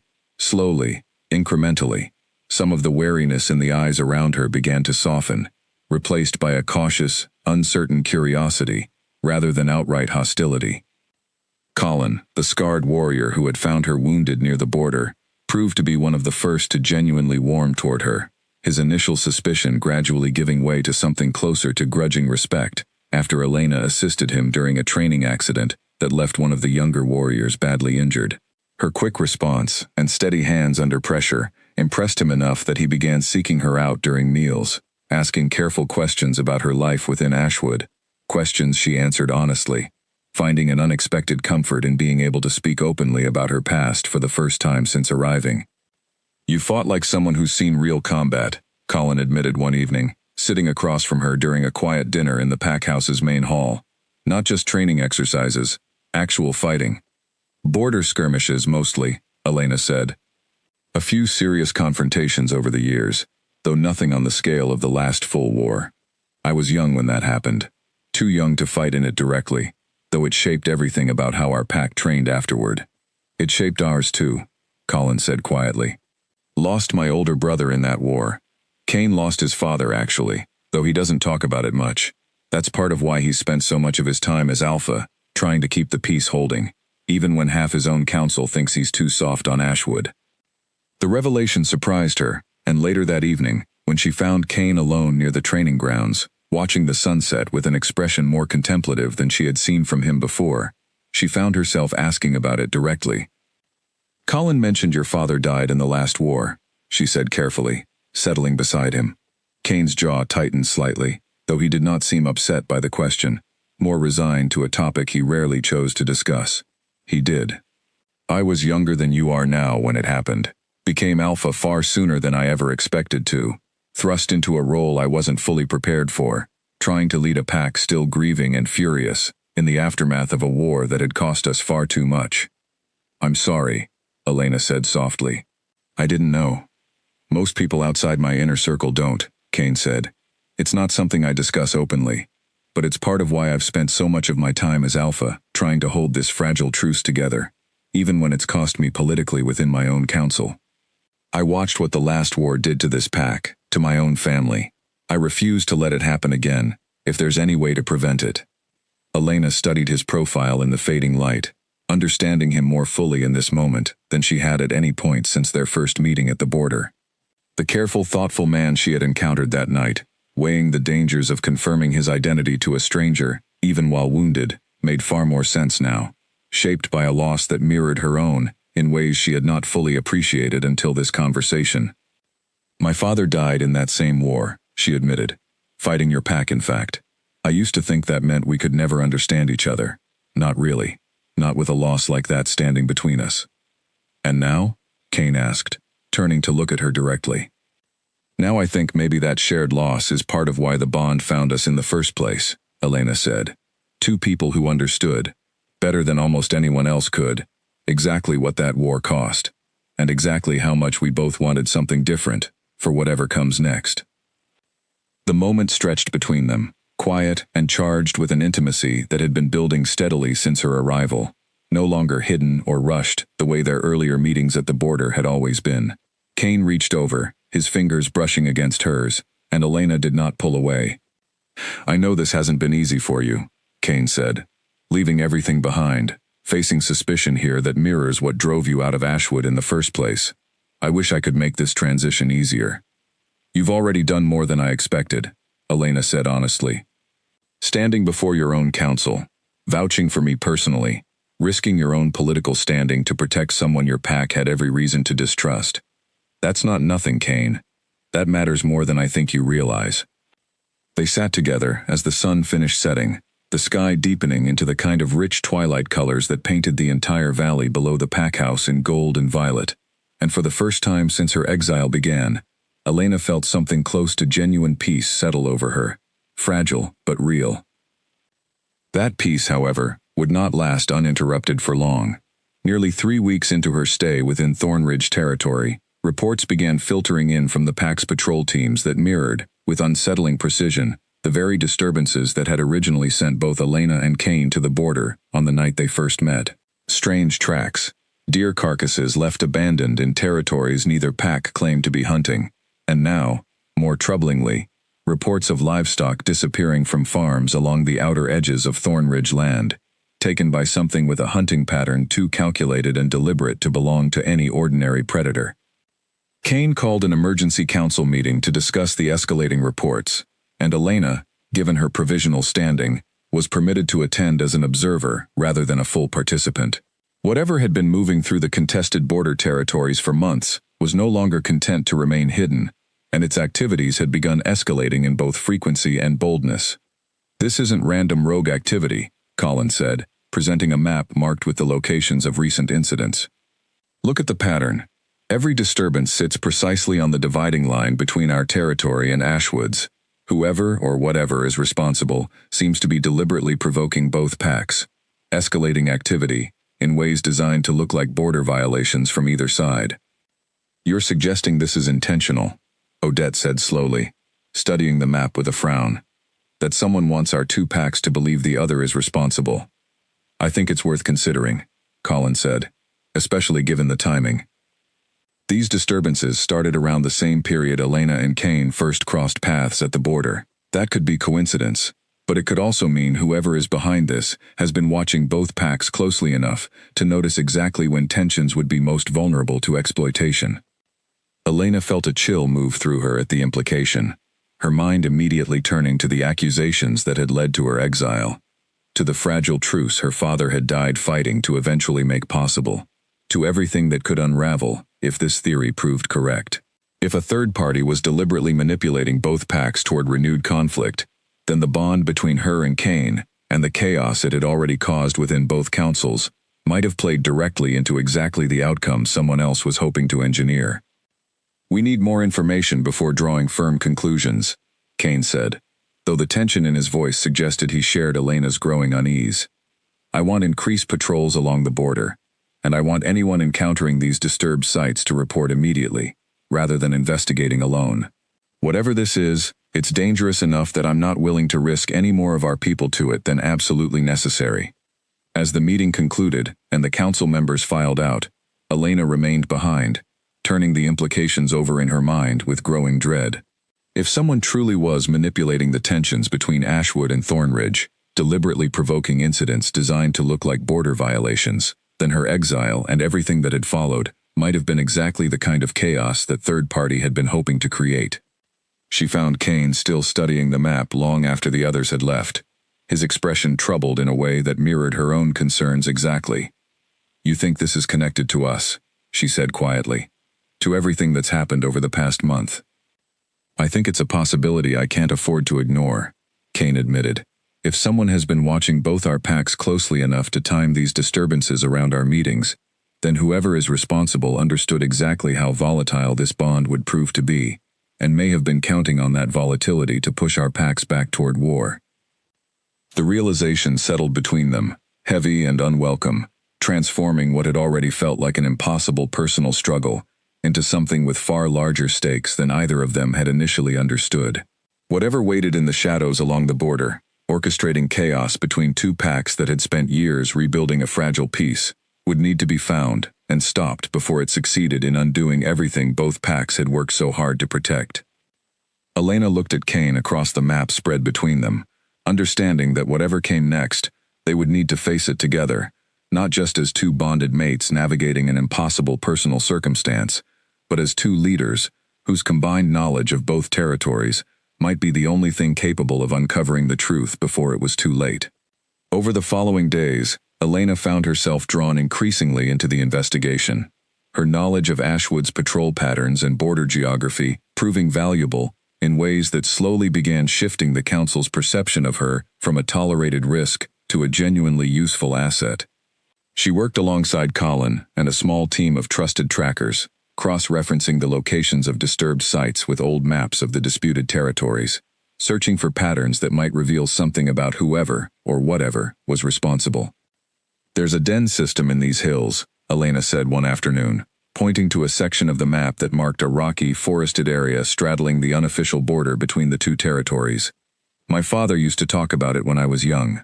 A network of caves that neither pack ever fully mapped, because the terrain made it too difficult to patrol regularly. If someone wanted a base of operations close enough to strike both territories without being easily discovered, that area would make sense." Colin studied the map thoughtfully. "It's remote enough that neither of our regular patrol routes cover it in detail. Worth investigating, though I'd want a larger team before we go anywhere near it, given how little we actually know about who or what we might find there." Kane agreed, and over the next several days, a careful reconnaissance mission was organized, larger than a typical patrol but still small enough to move quietly through unfamiliar terrain without drawing unwanted attention. Elena, despite some remaining hesitation from a portion of the Council, was included, given her intimate knowledge of the region, and Kane insisted on leading the mission personally, unwilling to send others into potentially dangerous territory without accompanying them himself. The journey into the hills took the better part of a day, the terrain growing increasingly rugged as they moved away from the more familiar patrol routes both packs typically maintained. Elena felt her wolf grow tense with anticipation as they approached the cave system her father had once described, an old instinct warning her that whatever waited ahead would not welcome their arrival. They found the first signs of habitation nearly a mile before reaching the caves themselves, scattered bones from multiple recent kills, marks on trees that suggested territorial claiming behavior, far more organized than typical rogue wolf activity. Kane called a halt, gathering the small team close to discuss their approach. "This isn't the work of scattered rogues acting independently," he said quietly, studying the marked trees with a frown. "This looks organized, deliberate. Whoever is operating out of here has been doing so for some time, and doing it carefully enough to avoid detection from either of our regular patrols. We should scout the caves before committing to a full approach," Colin suggested. "If this is as organized as it looks, walking in without understanding what we're facing could be a serious mistake." Elena volunteered for the scouting role, her smaller build and quieter movement suited to the task, and after a brief debate, Kane reluctantly agreed, though he insisted on accompanying her rather than allowing her to go alone. They shifted into wolf form and moved carefully through the underbrush, approaching the cave entrance from an angle that kept them concealed among the rocks and heavy vegetation covering the hillside. What they found, once they reached a vantage point overlooking the main cave entrance, exceeded even their most concerning expectations. A pack of considerable size, far larger than either of them had anticipated, moved with clear organization around a central fire pit, their markings unfamiliar, but their discipline unmistakable, more akin to a trained military force than a loose collection of rogue wolves surviving on the margins. At the center of the gathering stood a man who carried himself with obvious authority, tall and broad-shouldered, addressing the assembled wolves with the kind of confident command that immediately identified him as their leader. Elena and Kane shifted back to human form just enough to speak in barely audible whispers, straining to catch fragments of the conversation carried on the wind. "Ashwood's council will move against Thornridge within the month," the leader was saying, his voice carrying clearly across the clearing. "The exile already fractured their trust in the truce. A few more incidents along the border, timed correctly, and both packs will believe the other has broken the ceasefire entirely. War benefits us far more than this fragile peace ever could." Elena's blood ran cold, as the implications settled fully into place. This was not simply a third pack exploiting an opportunity. This was a deliberate, calculated campaign to destroy the truce between Ashwood and Thornridge, and her own exile. The very bond that had upended her entire life had apparently played directly into whatever plan this stranger had been orchestrating for months. "Who is he?" she breathed, barely audible even to Kane beside her. "I don't know," Kane murmured back. "I've never seen those markings before, not affiliated with any pack I'm aware of within this region." They watched for several more minutes, gathering as much information as they dared, before the risk of discovery grew too significant to justify remaining longer. The rogue pack's numbers were substantial, easily double the size of the reconnaissance team Kane had brought, and engaging directly would have been reckless in the extreme. They retreated carefully, moving back through the underbrush the same way they had come, and did not speak again until they had put considerable distance between themselves and the cave system. "That pack is planning to provoke a war between Ashwood and Thornridge," Elena said once they finally paused to regroup with the rest of the team. "Deliberately, they've been staging these border incidents for months, specifically to push both councils toward renewed conflict." "Why?" Colin asked, his expression grim. "What would a rogue pack gain from Ashwood and Thornridge going to war?" "Territory, most likely," Kane said, his voice tight with barely controlled anger. "If both our packs weaken each other through renewed conflict, the disputed territories between us become vulnerable to claiming by whoever remains strong enough to seize them. A pack that large, organized enough to plan a campaign this sophisticated, could easily move in and claim significant ground, while both of our packs are too depleted from fighting each other to resist effectively." The revelation reframed everything that had happened over the past 2 months, transforming Elena's exile from a tragic accident of fate and fear into a single move within a much larger, more calculated scheme. The rogue pack had likely anticipated exactly this kind of instability the moment they noticed the bond forming between an Ashwood warrior and the Thornridge Alpha, understanding intuitively how such a revelation would fracture trust on both sides of the border. "We need to warn Marcus," Elena said suddenly, the realization striking her with sudden clarity. "If this rogue pack is planning to escalate further incidents to provoke conflict, Ashwood needs to know the truth before more damage is done, before anyone on either side does something that can't be undone." "Your own pack exiled you," Colin pointed out carefully.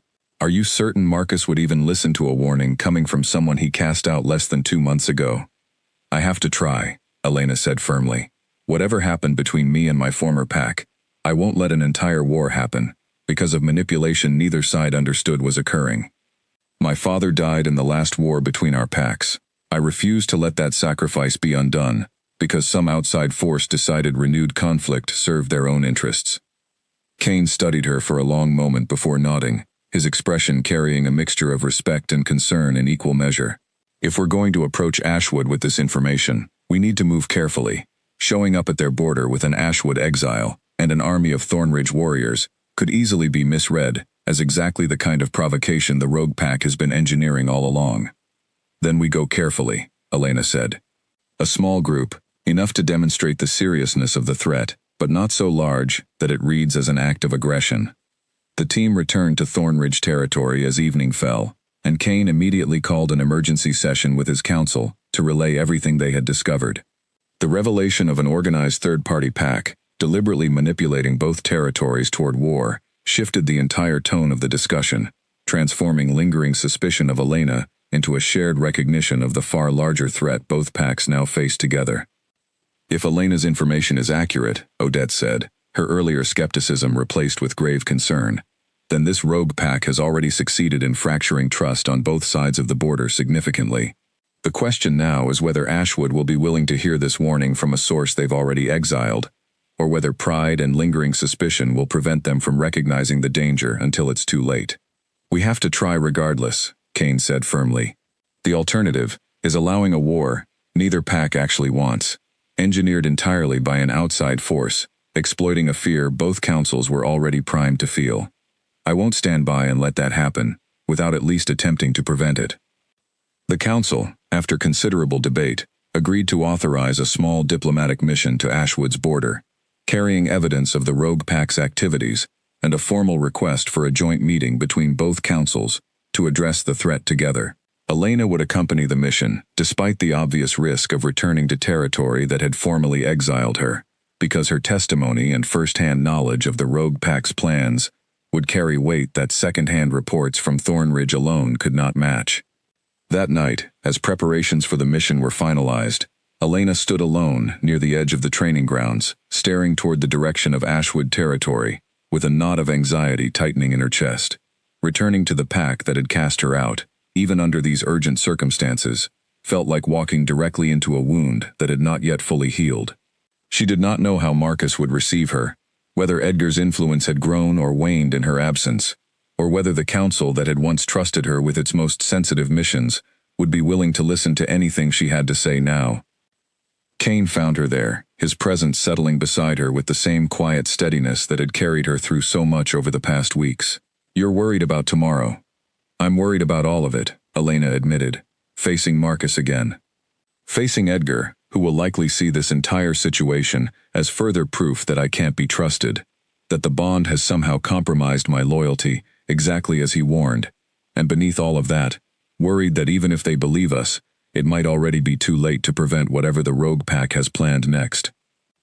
"We'll face whatever comes together," Kane said, taking her hand in his, the gesture simple, but grounding, amid the uncertainty pressing in from every direction. "Whatever Ashwood's council decides tomorrow, you won't be standing before them alone this time." Elena squeezed his hand, drawing strength from the promise, though the anxiety in her chest did not fully ease. Tomorrow would bring a confrontation with everything she had lost, a test of whether truth and evidence could overcome months of fear and suspicion, and a race against a rogue pack whose plans, whatever they were, showed no sign of slowing regardless of what either legitimate pack chose to believe. Morning came too quickly, and Elena found herself standing once more at the border she had crossed so many times over the past 2 months, this time flanked by Kane and a small delegation of Thornridge representatives, rather than approaching alone. Colin walked beside her, carrying a satchel of evidence they had gathered from the Rogue Pack's camp, sketches of the cave system, notes on the numbers and organization they had observed. Odette had insisted on joining as well, her presence lending additional weight to the diplomatic nature of their mission. The Ashwood Border Patrol spotted them well before they reached the formal crossing point, and Elena watched as 2 familiar faces approached cautiously, weapons ready but not drawn. She recognized them immediately. Bryn, the young tracker who had first noticed her meetings with Kane months ago, and beside him, unmistakably, Colton, her old training partner. "Elena," Colton said, disbelief evident in his voice as he lowered his weapon slightly. "You're supposed to be exiled. What are you doing back here?" "I need to speak with Marcus," Elena said, keeping her voice steady despite the emotion tightening her throat at seeing familiar faces again after weeks of separation. "It's urgent, Colton. More urgent than anything that happened between me and this pack. There's a threat neither Ashwood nor Thornridge fully understands yet, and I have evidence that needs to reach the council immediately."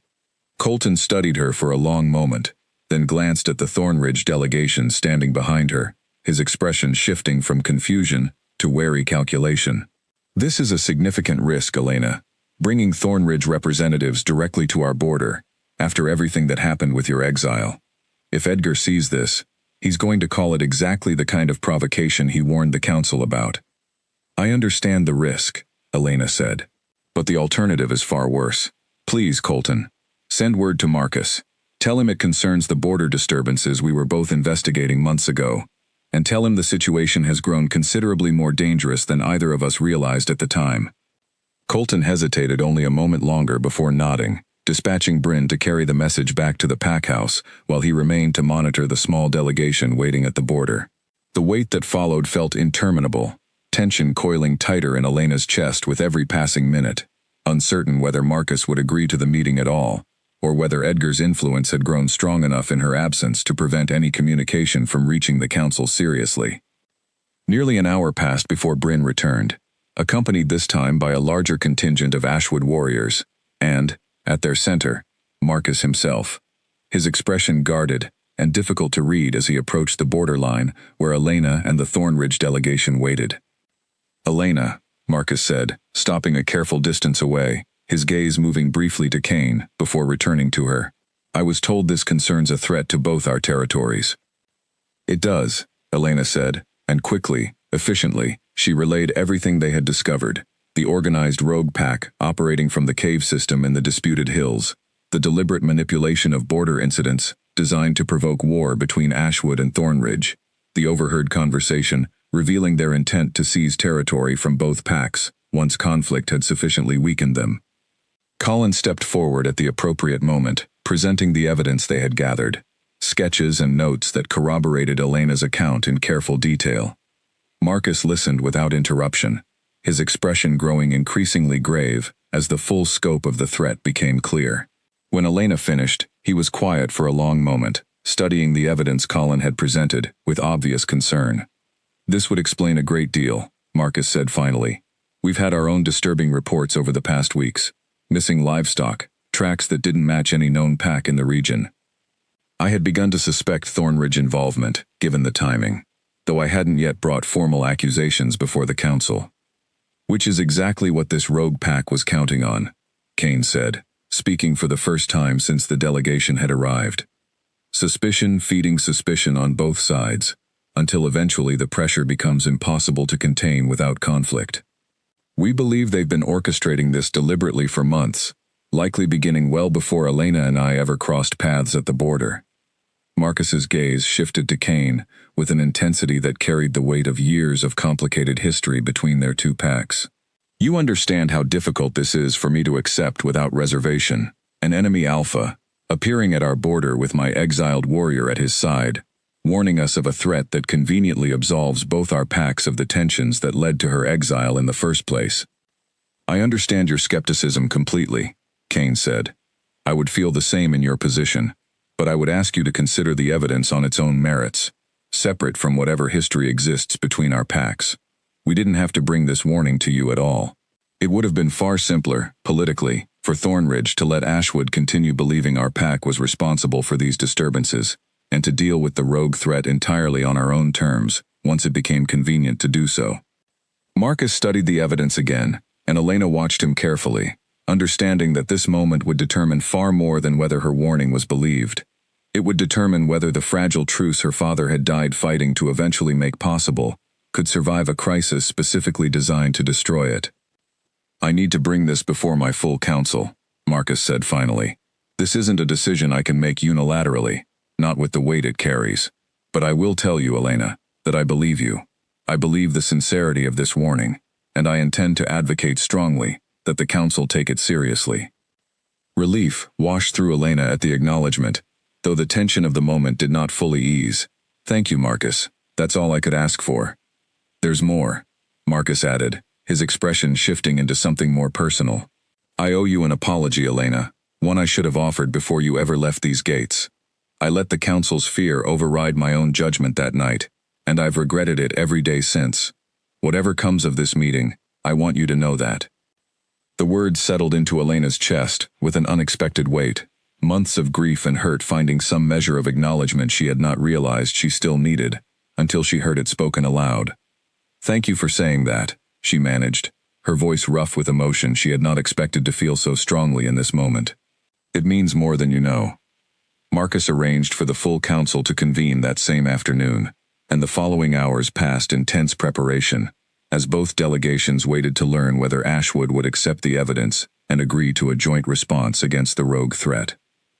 When the council finally convened, Elena found herself once again standing before the same hall that had exiled her 2 months earlier, though this time the atmosphere felt different, charged with genuine urgency rather than fear-driven suspicion. Edgar, predictably, raised significant objections, questioning the reliability of evidence gathered by an exiled warrior working alongside enemy territory, suggesting the entire warning might be an elaborate scheme designed to lower Ashwood's defenses at a critical moment.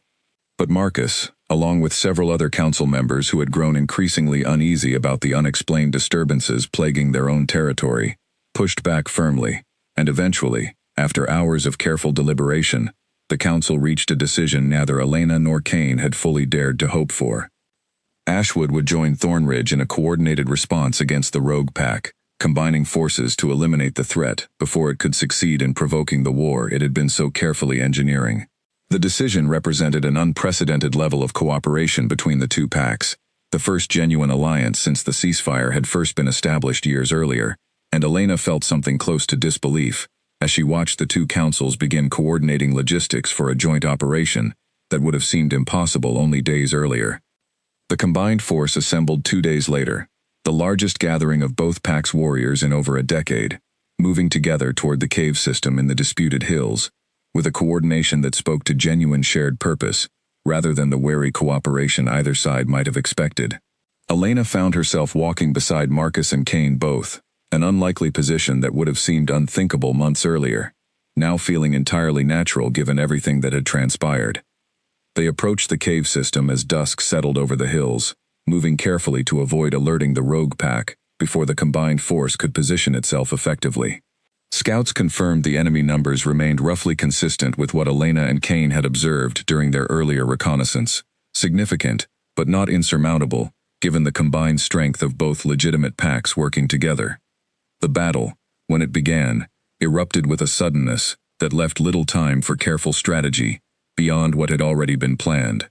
The rogue pack's leader, upon realizing his elaborate scheme had been discovered, and that both packs he had spent months trying to turn against each other, now stood united against him instead, rallied his forces with the desperate fury of someone watching a carefully constructed plan collapse entirely.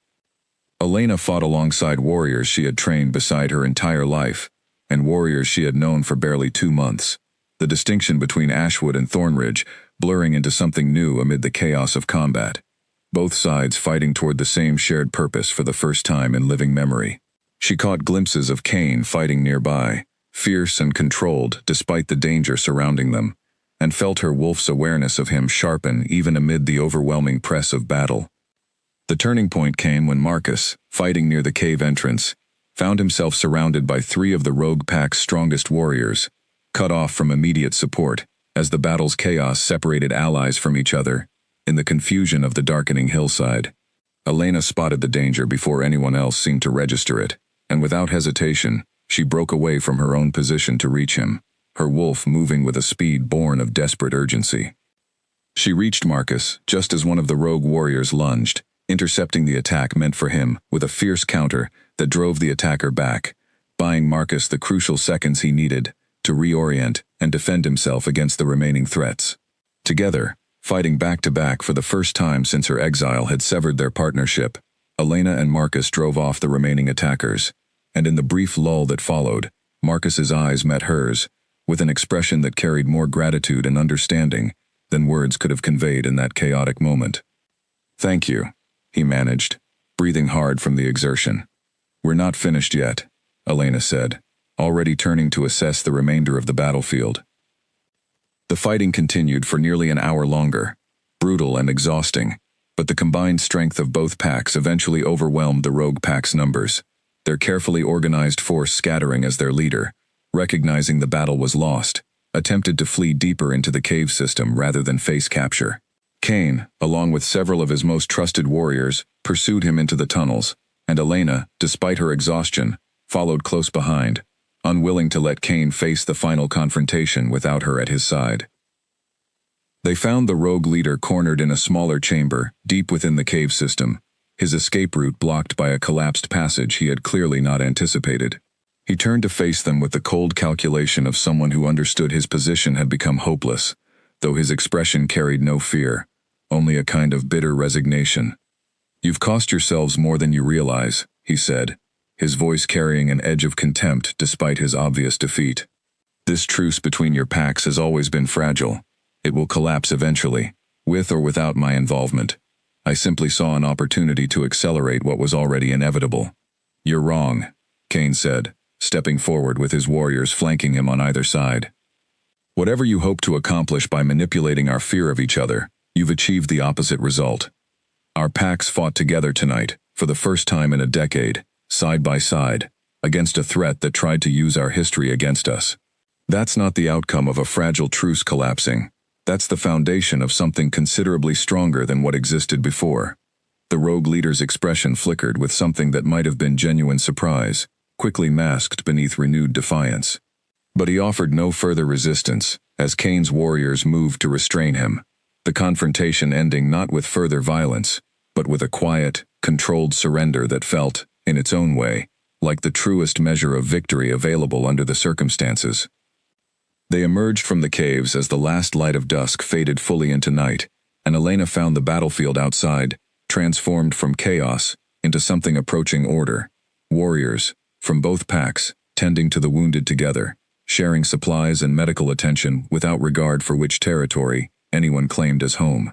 The sight brought an unexpected lump to her throat, evidence more powerful than any words could have provided, that something genuinely significant had shifted between Ashwood and Thornridge over the course of this single, brutal night.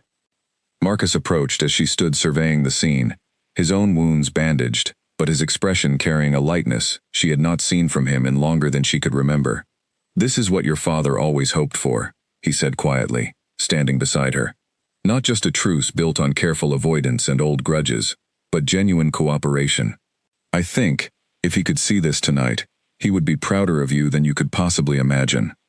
The words settled into Elena's chest with a warmth that eased months of accumulated grief, and she found herself, for the first time since her father's death years earlier, feeling something close to peace when she thought of his memory, rather than simply loss. In the weeks that followed, the alliance forged in that battle proved far more durable than the wary ceasefire that had preceded it. Ashwood's council, moved by the events of that night and the undeniable evidence of Elena's loyalty, demonstrated in defending Marcus at genuine personal risk, formally reversed her exile, offering to reinstate her full warrior status within the pack. It was, in many ways, everything she had once hoped to reclaim, the home and identity she had feared losing forever.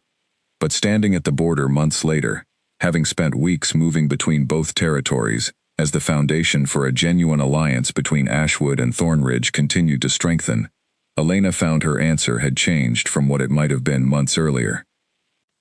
"You could have your old life back," Kane said quietly, standing beside her at the same clearing where they had first met, the fallen oak tree still marking the spot with quiet permanence.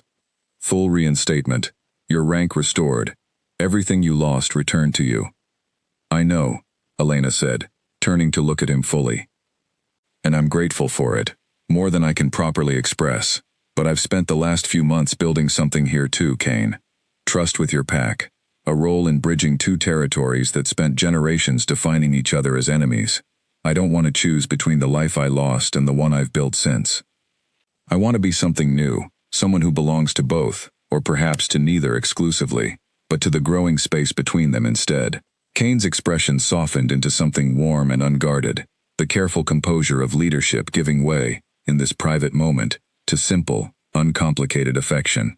Ashwood and Thornridge both would benefit from exactly that kind of bridge, someone who understands both sides intimately, who can move between them with genuine loyalty to the peace itself, rather than to either territory exclusively.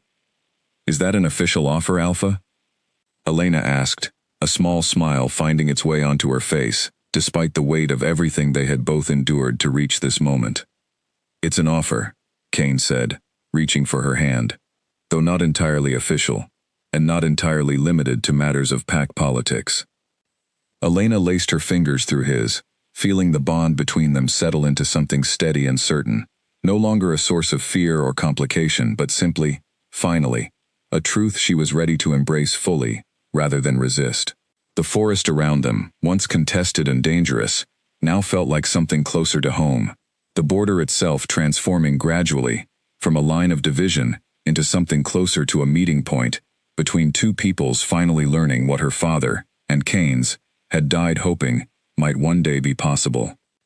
Word spread through both packs over the following months of the growing partnership between Ashwood and Thornridge, formalized eventually into an alliance far more substantial than the careful ceasefire that had preceded it. Elena moved freely between both territories, her unique position as a bonded mate to Thornridge's Alpha, and a reinstated warrior of Ashwood, granting her a role no one before her had ever occupied, one built not on the old fears that had shaped both packs' history, but on the fragile, hard-won trust that had finally begun to replace them.